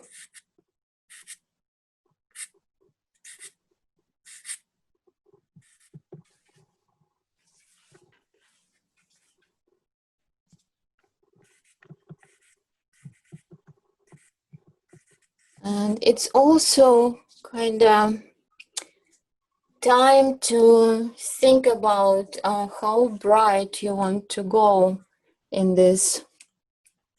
Because if I grab my lightest lights, seems like it's, you know, light all around, but if I grab my lightest lights, it's just going to be competing with the, like, you know, this little splash and this here in the distance.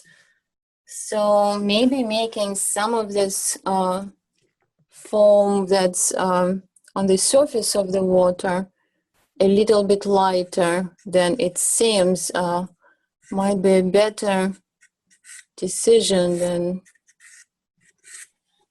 kind of trying to stick to exactly to the value that you think it is.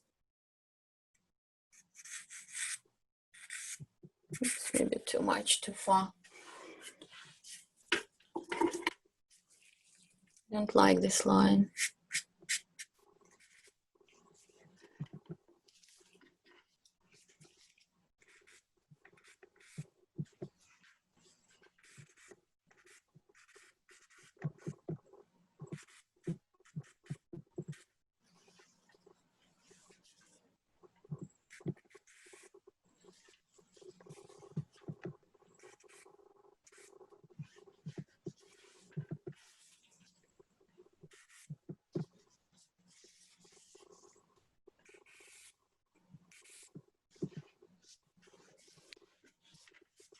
Let's get this other area with the foam kind of more developed. So we have the energy of this wave showing. I don't think I will be doing much more to the background. It's actually time to wrap up this pretty soon. Lana, So, Deborah, what color are you using? Which color white? this, I don't know, this might be the actual white.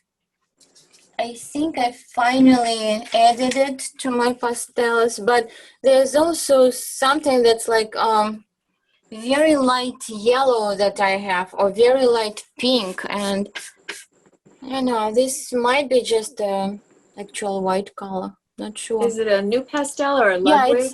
it's new pastel. Oh, wow. Okay. Yeah, Thank because you. it's mhm. Yeah, it looks good. Yeah, it's in the distance, and kind of wanted to sit thin, and it's also, with a new pastel, while I still have enough texture in the paper available. That's why I don't want to go too heavy, particularly with the spray and everything. So you do a little bit of this on the side, and it just starts reading like the spray. Okay. Yeah, it does. It looks beautiful. Thanks. And just maybe around the rocks, because we know it gets more kind of churned up right near the obstacles it meets, which are the rocks. So we can get some of those highlights, and maybe some even kind of leading into, but very lightly.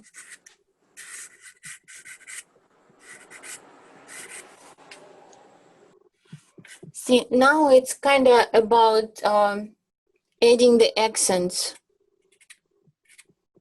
to the painting, where I want some lighter colors, where I want to keep darker areas, or emphasize some contrasts, like over here where the shadow meets the lighter water.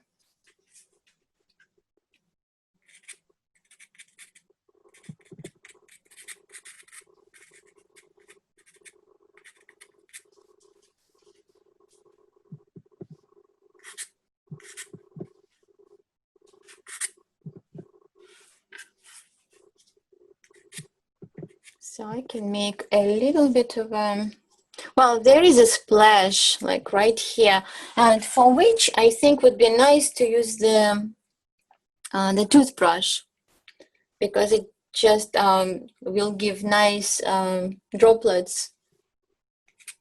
I won't be able to achieve something, irregular like that, just trying to paint them. So I think I'll do that.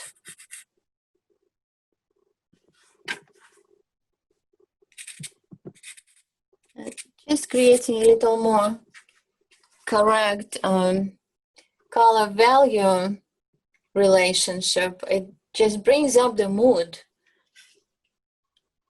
Just makes it brighter, sunnier.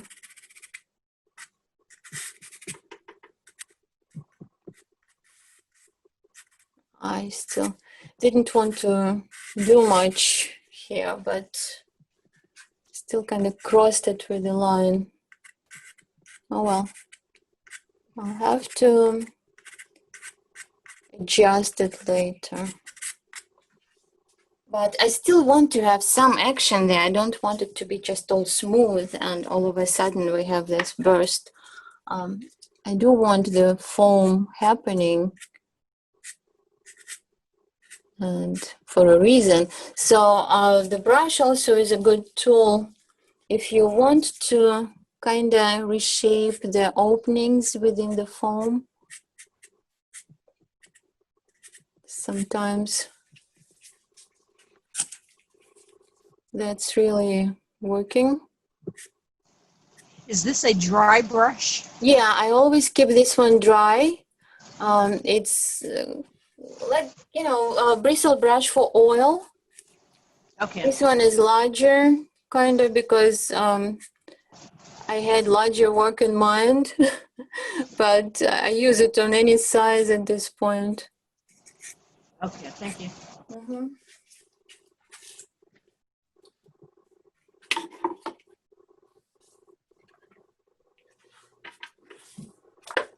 See if I have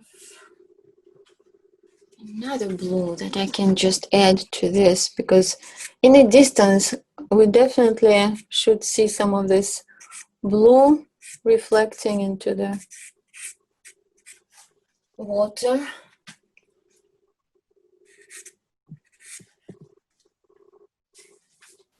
And it's even here, you can see it like going maybe too much. But I kind of like the idea of it, so it just needs to be worked on it a little bit more. Maybe like a wave coming in.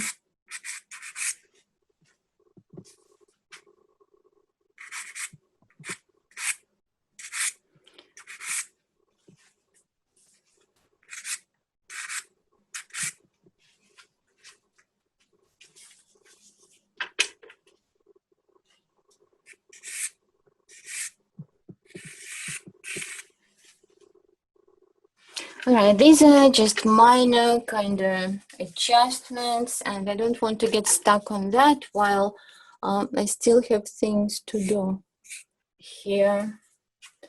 And at this point, what I would definitely want to get done, still kind of would like to get some of this. Well, if you look at the reference right now, it's like I really either have to give up on bringing more kind of like this stretches of frothy foam for these to stand out more, or just, you know, kind of like give up on the idea that this should stand out. Just, you know, have it, let it have this kind of like action here, but don't worry that it blends in with the background. And that's kind of the decision to make at that point, and it can be going either way. So, but I still think it should have at least a little more kind of leading into it.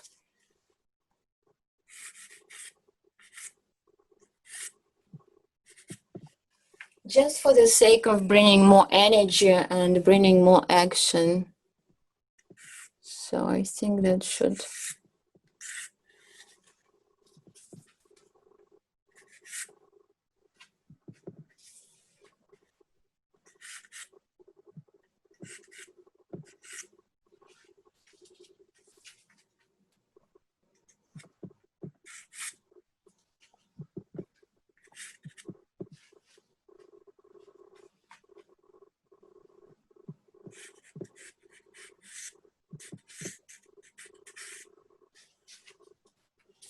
All right, I'm just going to let it be at that point. And before I do the splash, I want to kind of fix the light on the rocks. I'm actually could be even happy with what's here. I don't like its shape really that much, but it's not really that developed either.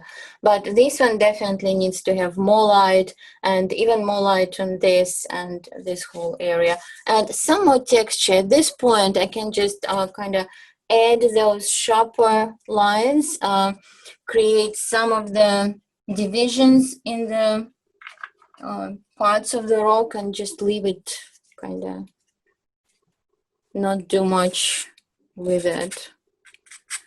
And I also think not much of what I'm going to do in the shadows you're going to see at this point. So I'm just going to work on this and on the lights.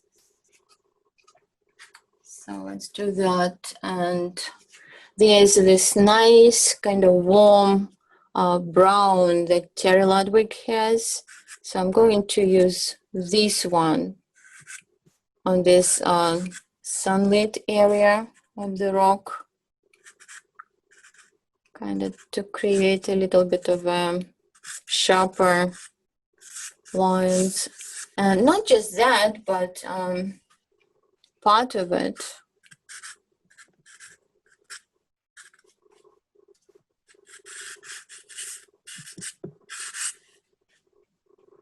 And I have to be kind of mindful that it, all of it is on an angle and all my lines are on an angle. There's also some of this kind of, perpendicular to that movement lines going on here. So it might be a good idea to bring some of that into focus so they balance out all this slanted kind of business.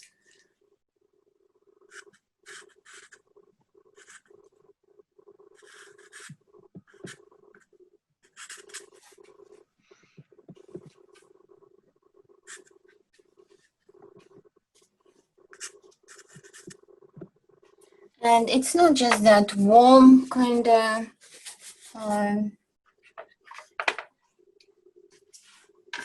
brown. Some of it deeper in the shadows, I think definitely can benefit from a little bit of a cooler color.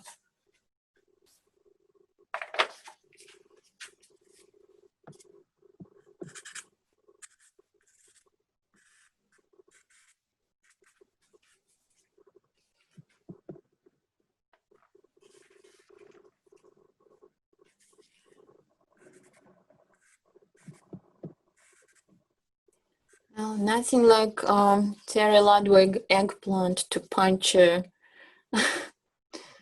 really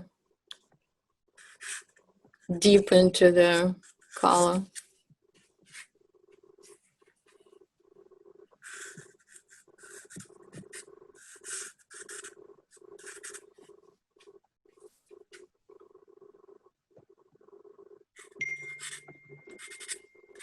It's too much.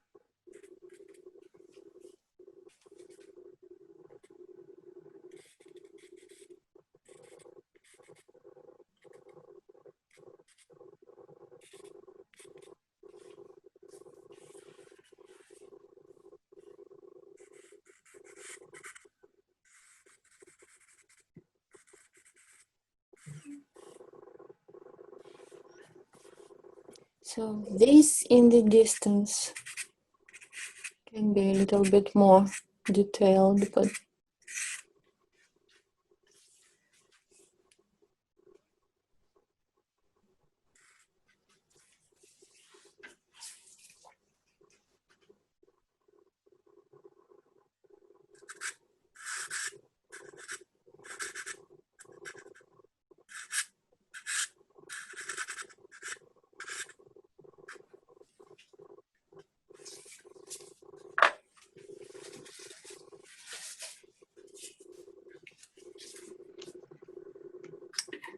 and this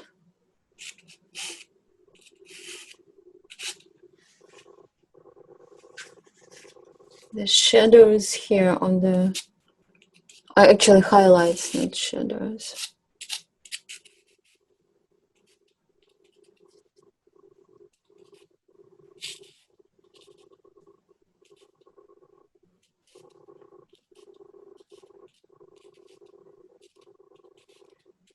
And again, by making my marks kind of in certain way, I can create, suggest the kind of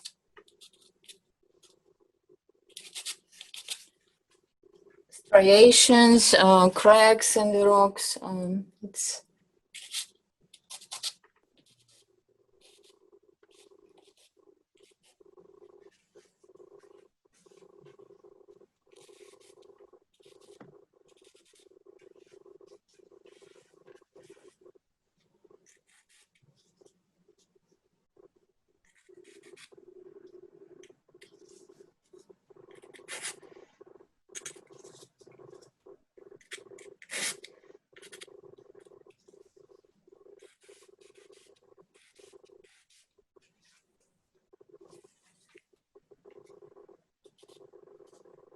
So this in the distance, I should just press on that stick a little bit less or choose a slightly different color, maybe a grayer. So it's just cooler in there.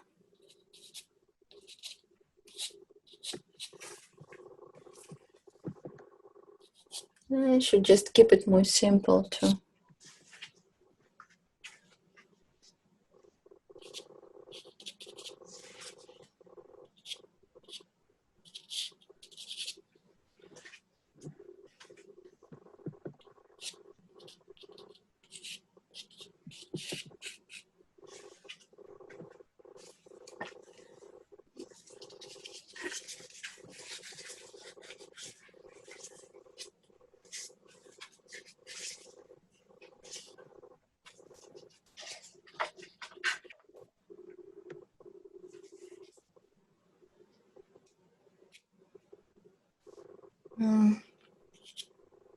Okay, that's too bright. I kind of want to get this finalized and then just do the spray. So let's get a little bit more of this cooler purple in the rock in the distance. And even here a little bit, like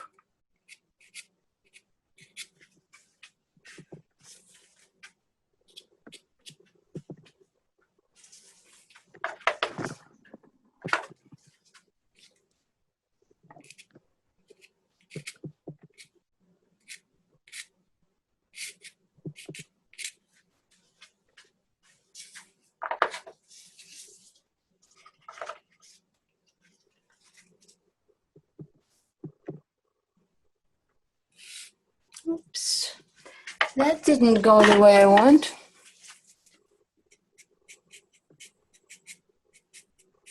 It's like when the stick is not really flat, you can end up with this mark that's just the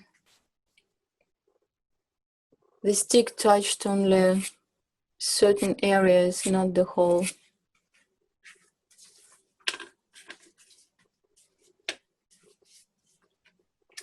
Trying to find a color to make this top a little lighter, but not too much.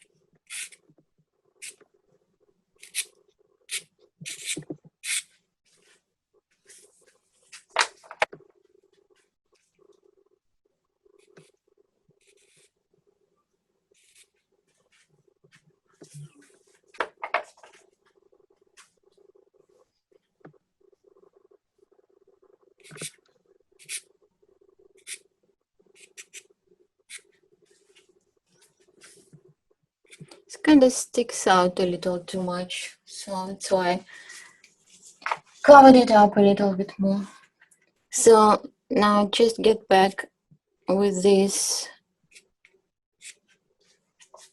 just a little bit, and now I'm going to do the spray in this area, but maybe first still a little bit lighter.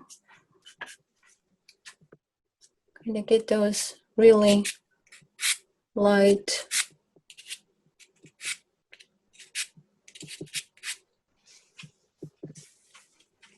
And even this one catches some of the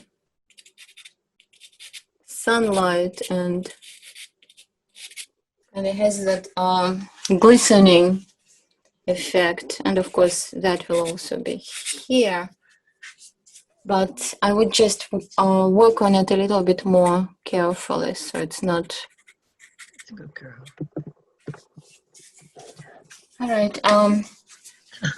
Let's just get Terry Ludwig pastel.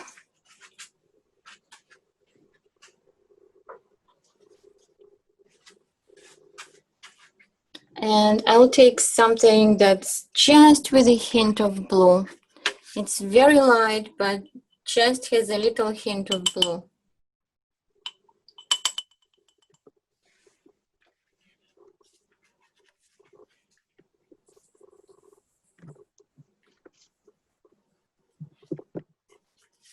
And kind of, we'll try maybe to cover a little bit of the area, but that's kind of interesting.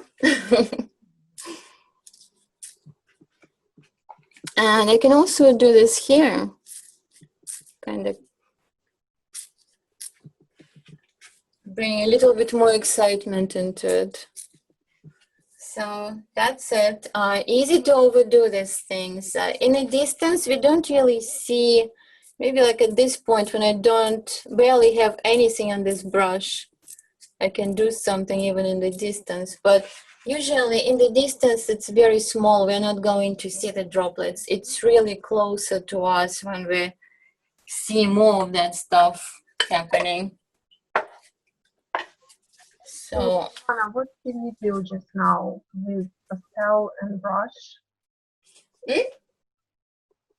I didn't hear. Sorry, can you hear me now? What did I use? Yeah, I saw that you used pastel, right? And brush. Yeah, I used, I'll show you, was it this one? Or this one?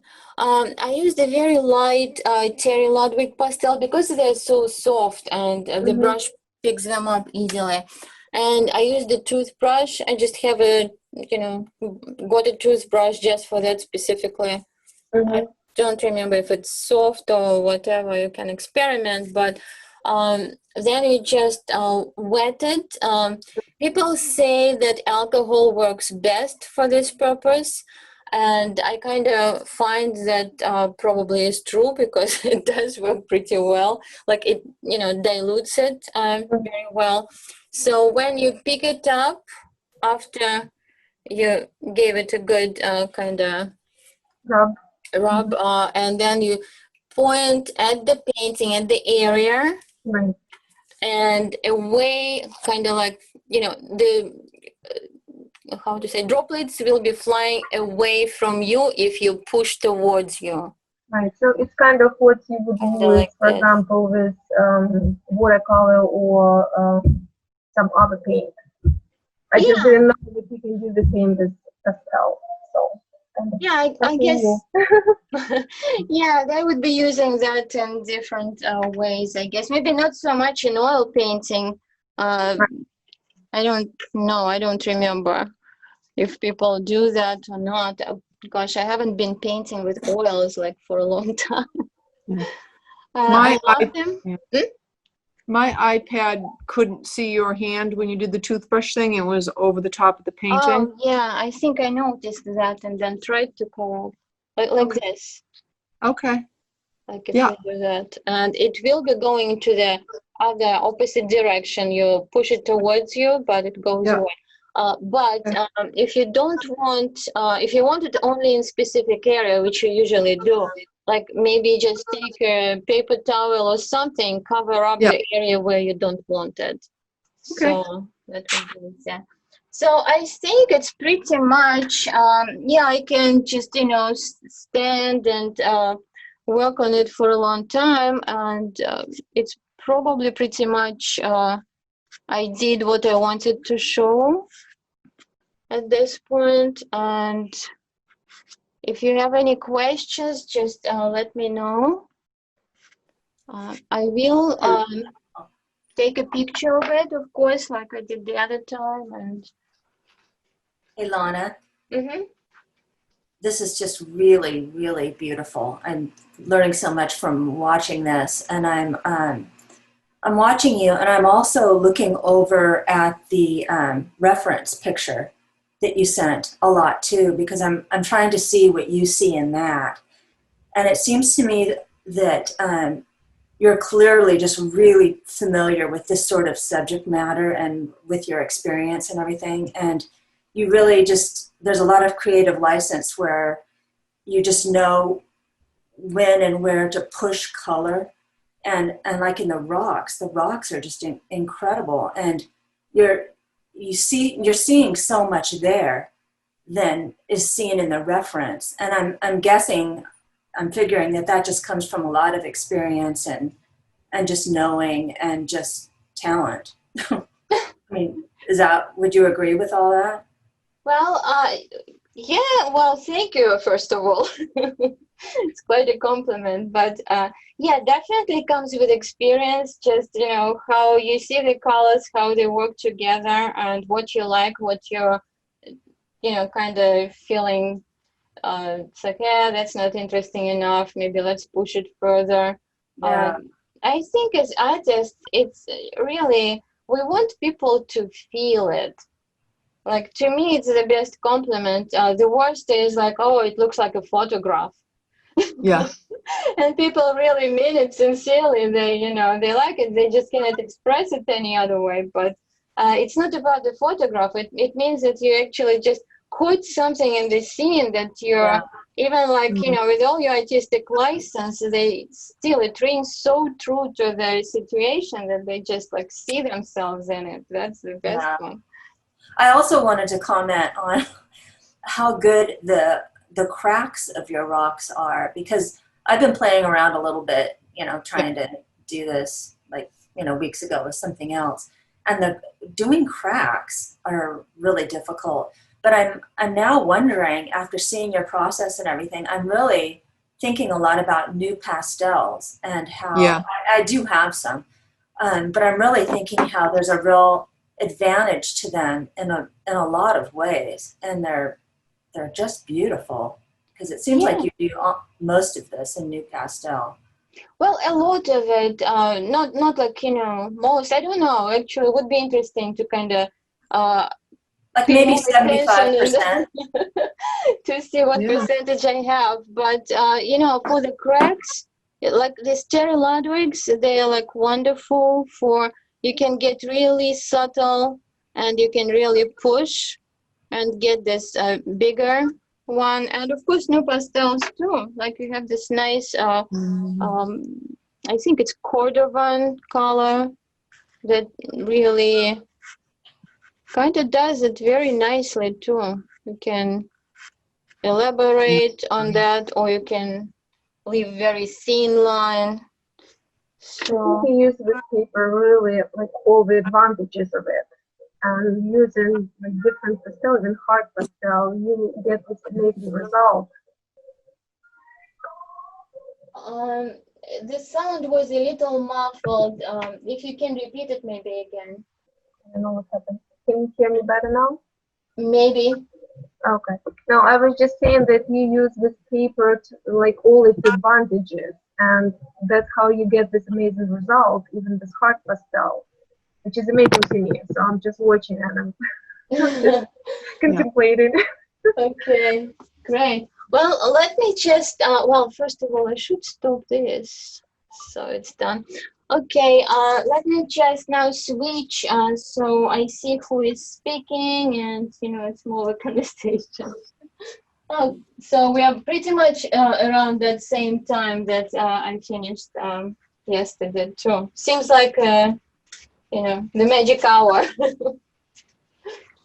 Okay, so, yeah, there's still plenty I would correct here, but then again, there's such a question, very interesting one, and very hard to know the answer. How far do you take these things, like where to stop, right? We always wonder where to stop. Yeah.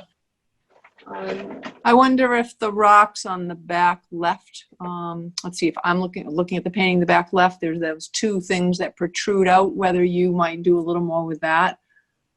The opposite side. These, yeah, definitely. Yeah, they're kind of like just suggestion and not much. And the reason also is because these are close to me. These, I have to do it like this. Yeah. And my left side of the painting usually suffers a little bit. Okay, yeah. So, but yeah, good catch. Definitely needs more development in there.